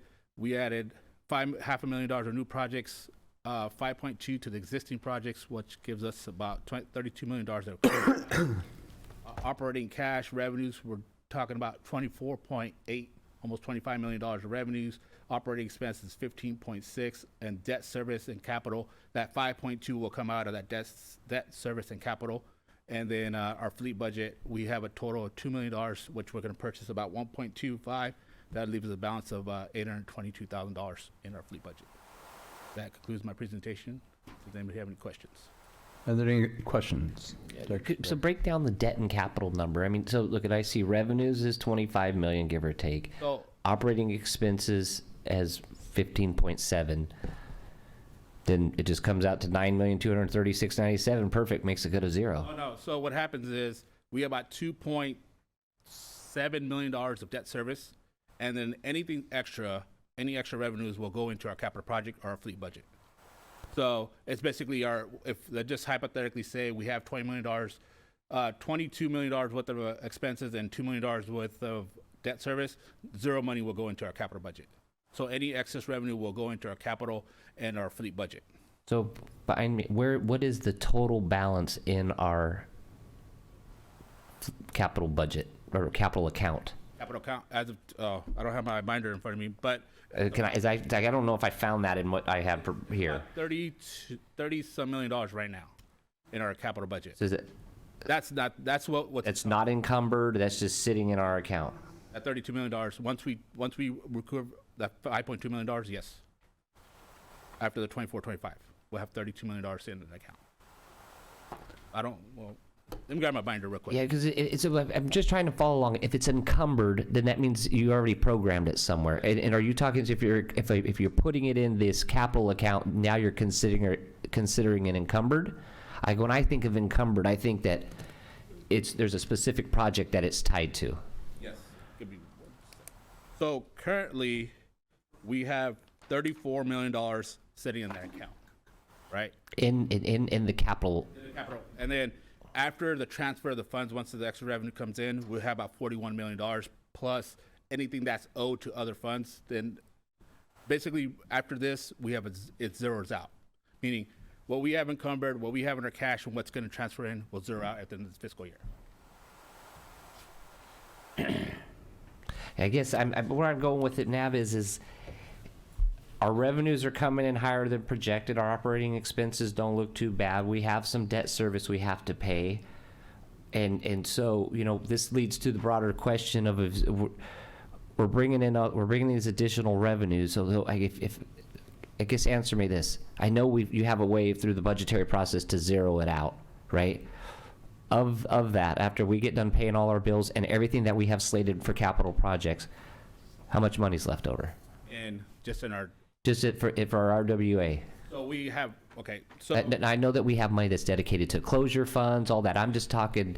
So yeah, that money also goes to closure funds, and then we have about $2.5 million for rainy days. So let's just say, you know, worst case scenario, the tonnages, you know, drop off. We have $2 million for operating, and for content, right? We right now today, as we speak, as of 7/1/2023, we had $34 million in our capital budget, cash set aside.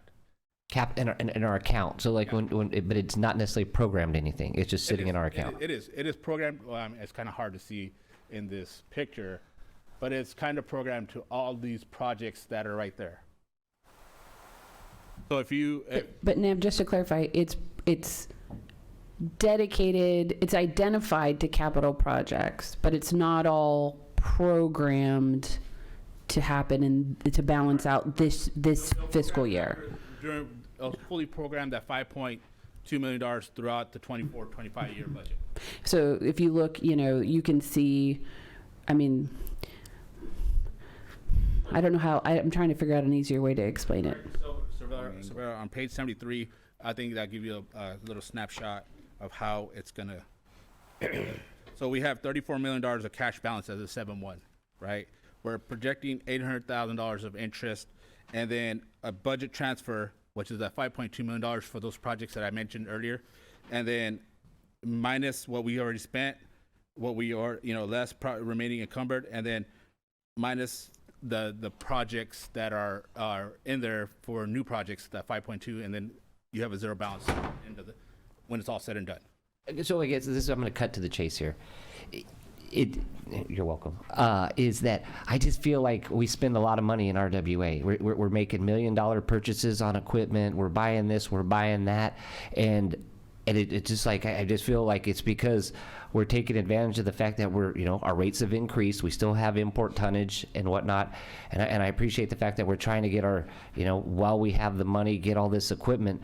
But it seems like we're spending lots of money on lots of stuff there, and we're going to come to a point here when the debt service is paid, and we are going to now have to take a serious look at not importing tonnage into the landfills in order to save valuable space for those that live in Merced County, right? And then but we're running all this big equipment, and all this stuff costs a lot of money to keep running. So we almost put ourselves into a situation, and I hope it doesn't happen, but I feel like we're going to put ourselves into a situation where we're going to have to keep importing in order to be able to keep up with the strokes to pay for all this stuff. And I know we're paying for it as we go, but the cost to maintain it, that gets a little bit scary.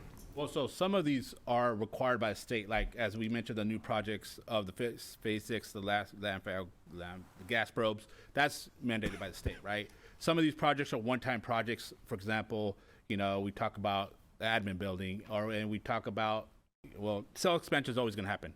Trash is always going to come in. As you said, I think that's a great point. Once you slow down the importation, then the construction will be further out now, right? Instead of in 2 years, it'll be like 5 years maybe. And I guess where it comes from is when you go back to the slide where that you showed us earlier, James, of landfill space left, west side, there's 15 years, 14 and a half years. On the east side, a little bit longer. But where do you think the trash is going to go when the west side one closes down? It's all going to come over to the east side one. So it's really something that we all should be concerned about, because your 32 years or whatever that are left on the, I think it was 32, don't quote me. 29.9. 29, those call it 30 years for even numbers' sake. Well, if halfway through that, I know we have a potential to expand Billy Wright, and that's going to, but there's no guarantee there. I mean, we're talking about hopefully or trying to annex, or not annex, but eminent domain, some property, and what laws change that maybe they come to a point where they say, yeah, we're not going to let you expand. Then The 30 years that are left over here, if halfway through those years, now all the trash in Merced County is coming over to the 59 landfill. I'm just saying that the way the numbers work in my head, that means that you have less years left. I'll let James speak to this, but I know they've kind of scaled back on the importation on the west side a little bit. Well, a little bit. I mean, over the last 2 years, we've increased the price 20% for the imports. To be honest, they're still paying so much less coming to us than they are in the Bay Area that the amount hasn't Get off slowed at down. 5 or what? We've also increased the price on shredded tires and sludge. So we're trying to find that pressure point of where will the waste stop coming. One of the other RFPs I will be putting out this year is for a comprehensive master plan for the 2 facilities that will look at the potential. I know in the past you've looked at the possibility of a transfer station. We also need to look at the possibility of a materials recovery facility. The idea is that study from a consultant will give us options for the future. One of the numbers I can throw out at you, I taught a class last month.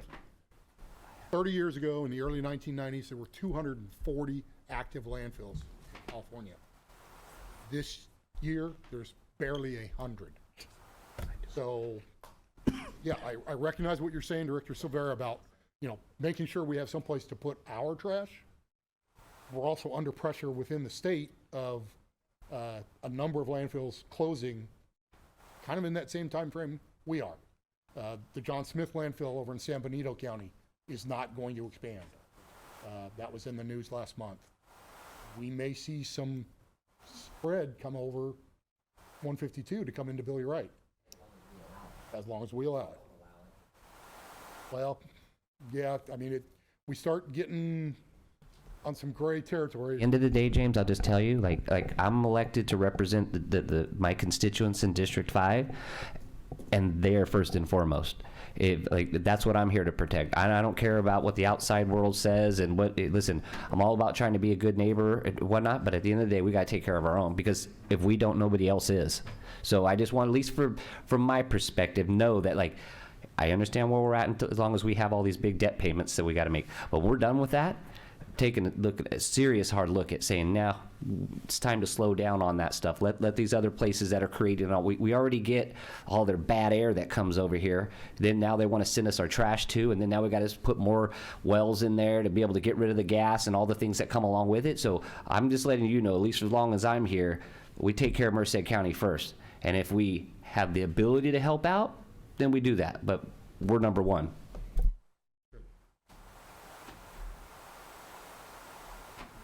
Any more questions? All right, thank you. Okay. So now we will move back to 11, which is action items. Action item, or this is 11A, is a request to adopt fiscal year 23-24 budget amendment number 3. Yes, thank you, Chair. As we were developing this 24-25 budget, we found some things in our fleet budget for last year that didn't add up correctly. First, I want to stress we did not exceed the overall budget that we had for fleet last year. We're actually still under, but we had a couple of items that were either misplaced in the budget. The first one I'll talk about is the GPS equipment at Billy Wright and the scraper that we had in the budget. And let me see, let me get back to this. It wasn't a scraper. Okay, the scraper we added.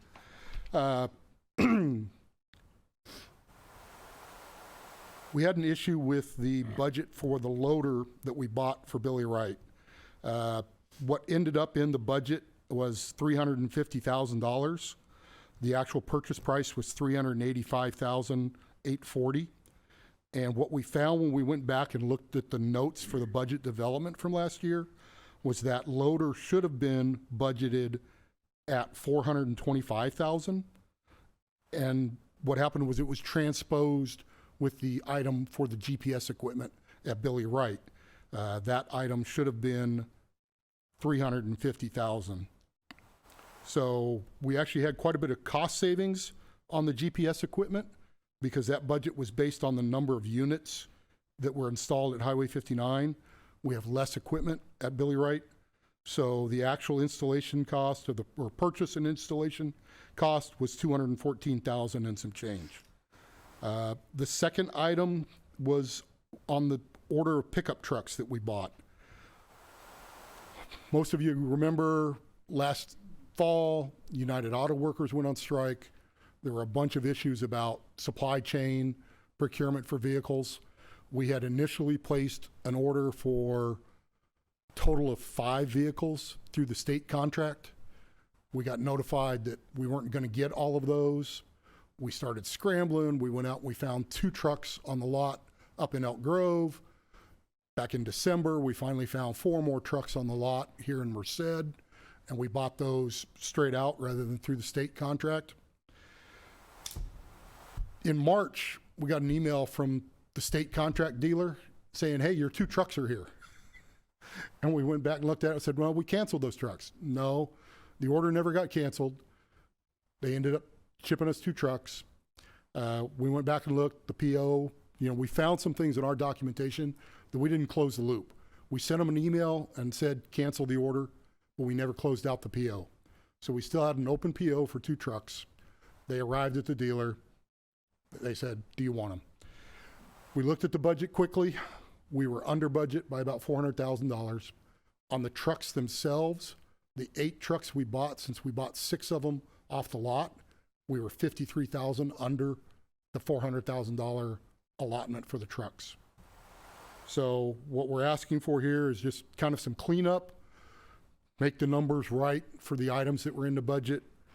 We're looking at decreasing the total that was in the approved budget for the GPS equipment from $425,000 to $350,000, or a net decrease of $75,000. The scraper that we added to the budget in amendment number 1 was originally budgeted at $1,250,000. We want to decrease that number to $1,225,000, a net decrease of $25,000. In return, we're going to increase the total on the pickup truck line item from 8 to 10 units and increase the budget from $400,000 to $450,000, a net change of $50,000 increase. And on the loader, the original budget was $350,000. We want to change that to $400,000, a net change of $100,000. So basically it's a wash between those 4 items. We decrease $100,000, we increase 2 other items for that same $100,000 item. As we've looked through this, we've found, I'll be honest, some deficiencies in our tracking of these items. And Stacy and I have had several discussions. We're looking at some ways. We're in the midst of updating our procurement policy, and we want to make sure we put some things in place so that we track these better, make sure POs are either closed out or canceled as appropriate. It's not an excuse. I will say we have not had a procurement technician since Daisy left in August. I have somebody starting on Tuesday. We've ended up going through an employment agency. We have a temp to hire. She's coming from the commercial industry. She doesn't have the public sector side. She's been working for a manufacturer that builds buses and cutaways, much like TJPA purchases. So she has a good feel for how those government contracts work on the manufacturing side. And we're hoping she's going to be able to translate that experience to help us.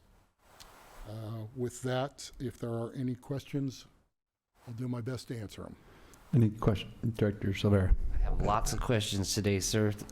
So question number 1 is on the scraper. It went by 25. Do we have that in hand, and we know that we only paid 1.225 for that? Yes. The estimate was 1.25. The actual cost was $1,211,000 and change. Okay.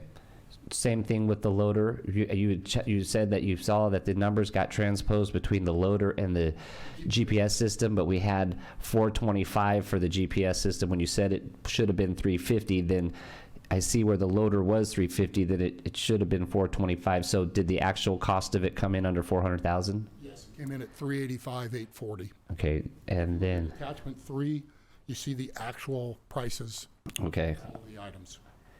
And then the equipment, it makes sense. You said the savings. So I guess this is where my challenge is with this item, and probably why I won't be able to support it today, is because I feel like you're coming after the fact, right? And so you have possession of all 10 of those vehicles, correct? Yes. Yes. So it is very presumptuous to, as a policymaker, and I don't care whether I'm sitting here as a director of MCAG or if I'm sitting as a member of the Board of Supervisors or one of the other many hats I wear, as a policymaker, you know, we are tasked with allocating funds, right? That is our number one priority. We are the people that make the final decision based upon where money goes and how it is spent. So I totally understand that it fits within the budget, but we also allocate the capital items, correct? And so I feel like in this case, there was a mistake there, and you probably can't tell me a name, but who made the mistake? Who made the mistake that said that we thought we canceled an order, but we didn't cancel an order? And then when we did get a call that said that the 2 trucks are here, before I would have ever taken possession of them, I would have came back to the governing body first and said, hey, this is what happened.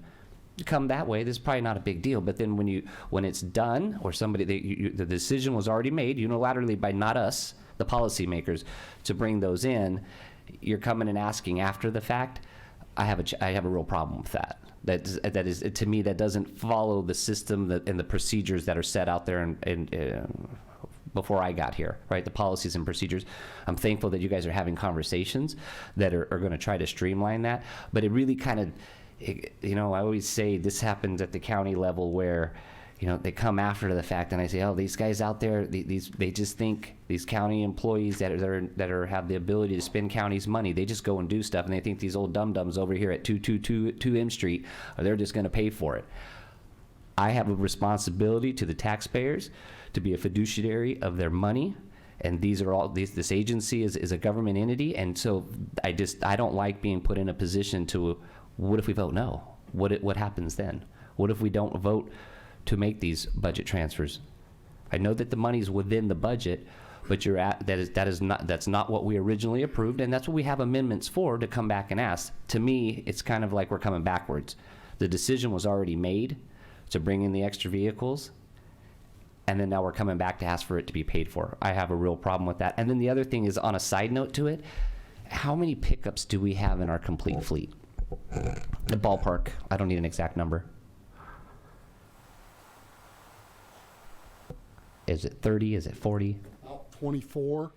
And so this is, and I'm no expert in this, but what I see is I'm guessing, I don't know what the lifespan of a vehicle at the landfill is. They're in dirty, rough conditions, so they don't last as long as someone who's just driving a pickup for a commuter or whatever. But you buy 10, if the lifespan is 5 years on them, 5 years from now we got 10 old trucks. It seems to me that if that's the case, we would be better off trying to split that up to where we have an equipment replacement program that says that every year we're going to buy 3 new pickups, so that we have a wide ranging of our fleet, what shape they're in. We got some brand new ones coming in, and then we got our old junkers at the end that they're getting replaced with. When you go and buy 10 all at once, just fast forward down the road, now we're going to have to go replace 10. Then it might be at year 9, or it might need to replace 8 or 7 or whatever. But you get where I'm coming from, and I feel like it's not good practice, at least the way that I see it, that we're buying everything at one time. You need to spread it out, so that way, because fast forward at the end of the useful life of those pieces of equipment or vehicles, we're going to be stuck now having to make sure we have the money to buy that many more again. So I understand what you're saying. We've actually surplus 3 vehicles already. We had some trucks still on the site that were from 2006, 2007. And yeah, so they were 17 years old. They were in very bad shape. We've got 1 more we're preparing to surplus. And I understand what you're saying about trying to plan for that. The one thing we were looking at with this large purchase was being able to ride through the first few years of the electrification requirements, because we're still not sure that the electric pickups are going to work in a landfill environment. I was at a conference earlier this week. I did talk to somebody from Waste Management that's actually utilizing the Ford F-150s in the landfill. I'm waiting to get a contact to talk to somebody and say, are these things really working? My largest worry is the battery undercarriage. When you look at the conditions we're driving over, to me, it's an opportunity for impact and damage to those battery cells, and that's extremely concerning. But yeah, I get where you're going. Thank you. Understand completely. Thank you, Mr. Chair. Anybody else? Yeah, just a side note, look at hydrogen fuel cells, okay? You see what the batteries did, that beautiful picture Stacy took? All right. Yeah, I'm going to echo a lot of what my colleague, Director Silvera said. You know, we get asked to do amendments all the time, but it's before the fact. This wasn't. So it undermines our ability as policymakers and decision makers to just go out and do something without coming to us first. I recognize the fact that it's under the budget, but it's still, that's our job. Our job is to be to utilize the taxpayers' money in a certain way, and it's our job to say yes or no. Because what happens if we do vote no? It's not like we can give them back, right? And I think Director Silvera was right in the fact that when they call and you canceled it, but you didn't really cancel it, and so you should have just left them and talked to them first or before anything, and not just assume that we're going to approve this item. And I can't support this item either, because I think it goes backwards on what we're supposed to be doing. Is there anyone else? Are there any comments from the public? Is there a motion? Oh, Pat. I understand where you guys are coming from, and I agree with that. But like you said, we can't take these back. And once you issue a purchase order to somebody and you don't make sure that it's canceled, that's a contract. And so to not take them, to me, would sort of be a breach of contract. You know, they took your purchase order on a trust factor that you're going to take these trucks, and no fault of their own, then all of a sudden they get the trucks and you don't want them. You know, that's like ordering a pizza. When it gets to your door, tell the guy, I don't want it anymore. You know, I mean, there's, you see what I'm saying? And Just don't answer the door. yeah, exactly. Play Halloween. But I think I get what you're saying, and, slap on the wrist, don't do it again kind of thing, but I think we got to honor the contract myself. That's my opinion. Yes, Stacy. I just, to Director Nagy's point, we do have the trucks, but I have not signed payment until board action. So I would just ask council or the board that if action is not supported, I technically can't sign payment because I don't have board authorization to do so. And so we'll have received the trucks but not paid for them. So then that being said, then they are asking for permission before I'm asking for permission to sign because I didn't have, it's above my authority. What I'm saying is they're supposed to ask for permission first. So technically, since we haven't paid for them, doesn't that mean that technically they are asking for permission first? I don't know. That's a question, not an answer. Josh, if I may. Yeah. Yeah, so here we thought this was going to be a straightforward item, right? I agree with everything that Director Silvera said. I think he's very astute to point it out.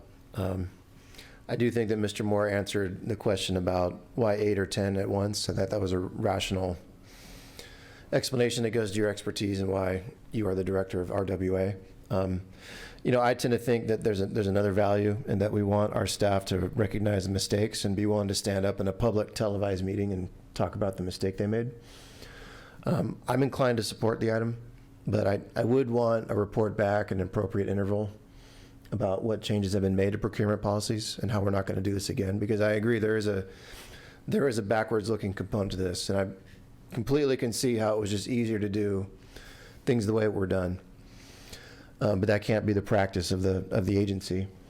And to Director Nagy's point, I'm not sitting up here as an attorney, but if we've taken possession of trucks, particularly if we've used them, I don't want to have to see a breach of contract case come across my crawl in the morning at the office. So, I don't know that we have good answers to that question, but in this instance, willing to work with staff.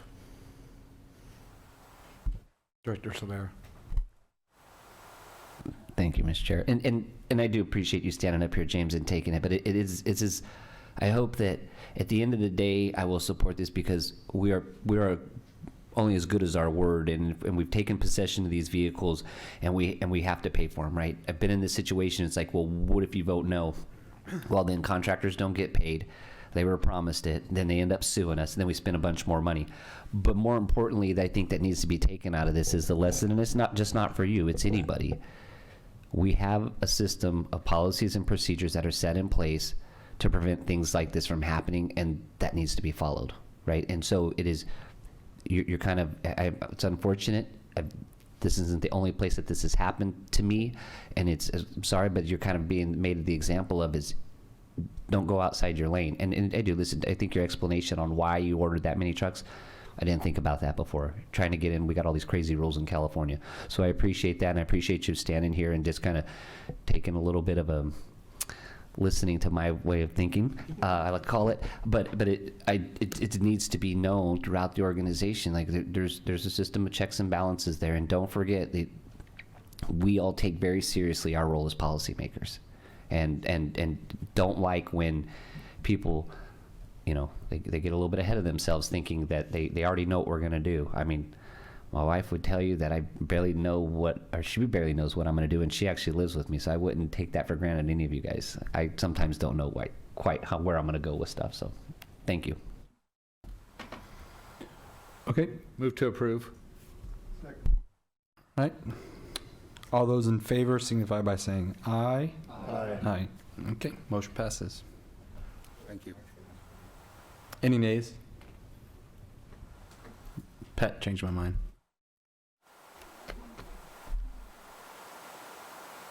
Okay,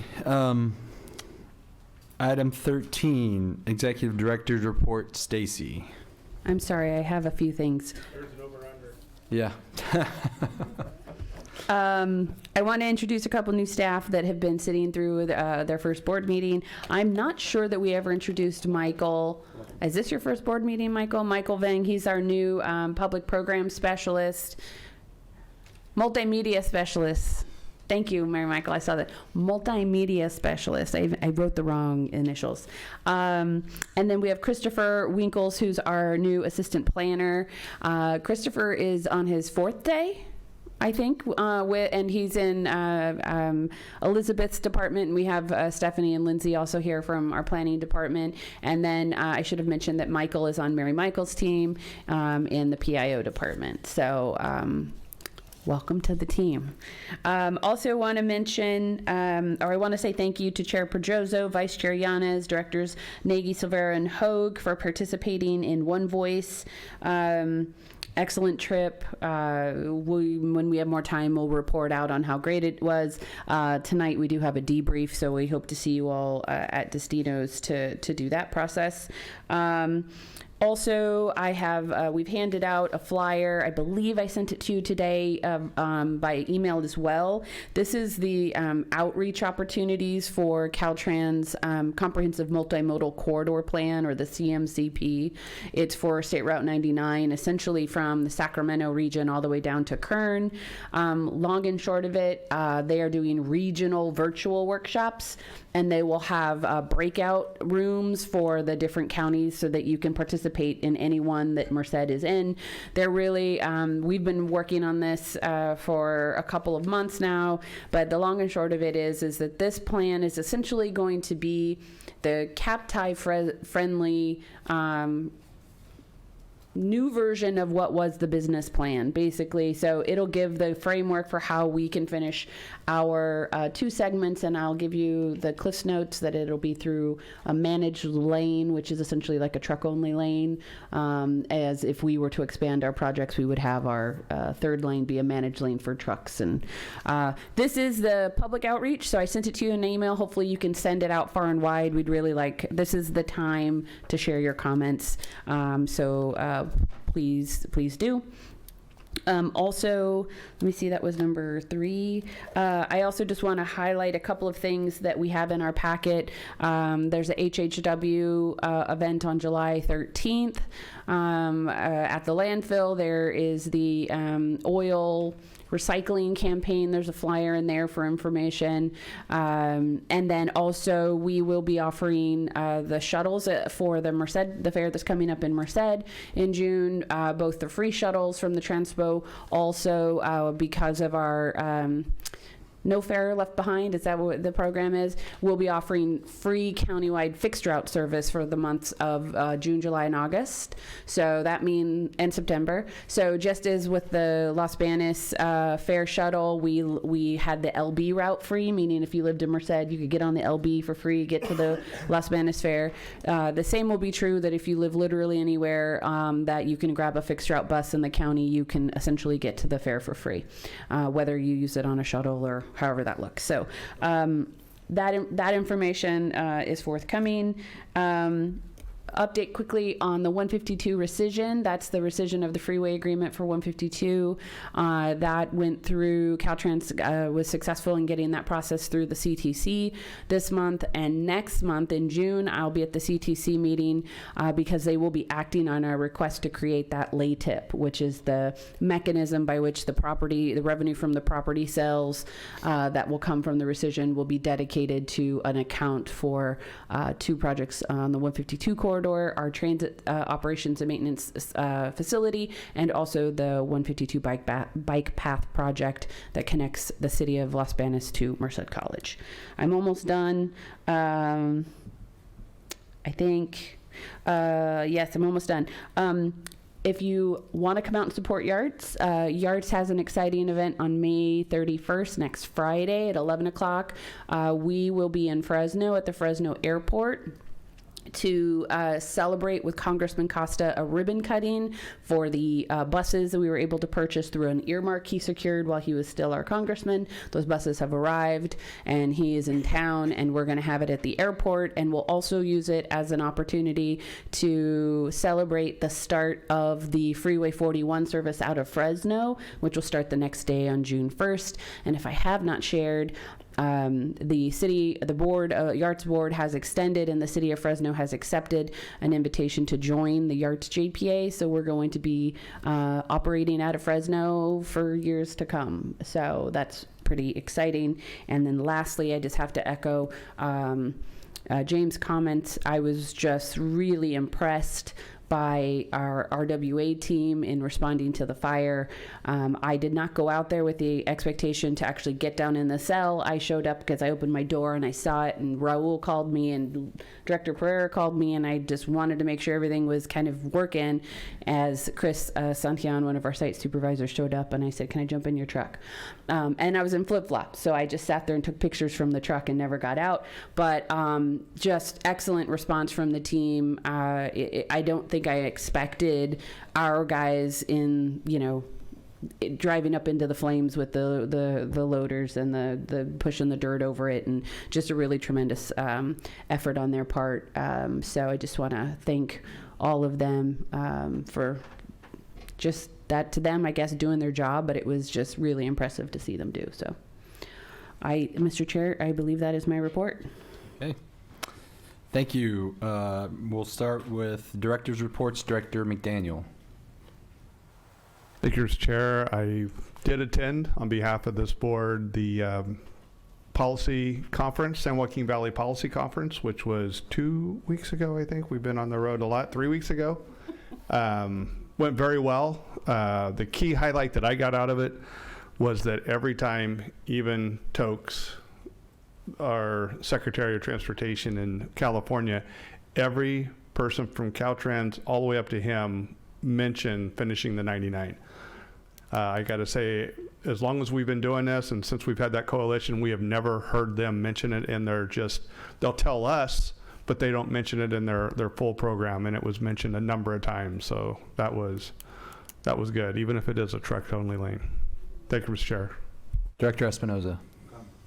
Director Silvera. What?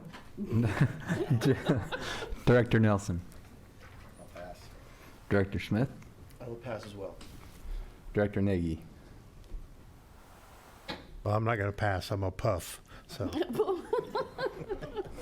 I also attended the regional policy conference in Visalia with Director McDaniel, and it was very, very interesting. A lot of good information put out, and we got to meet a Olympic silver medalist heavyweight boxer.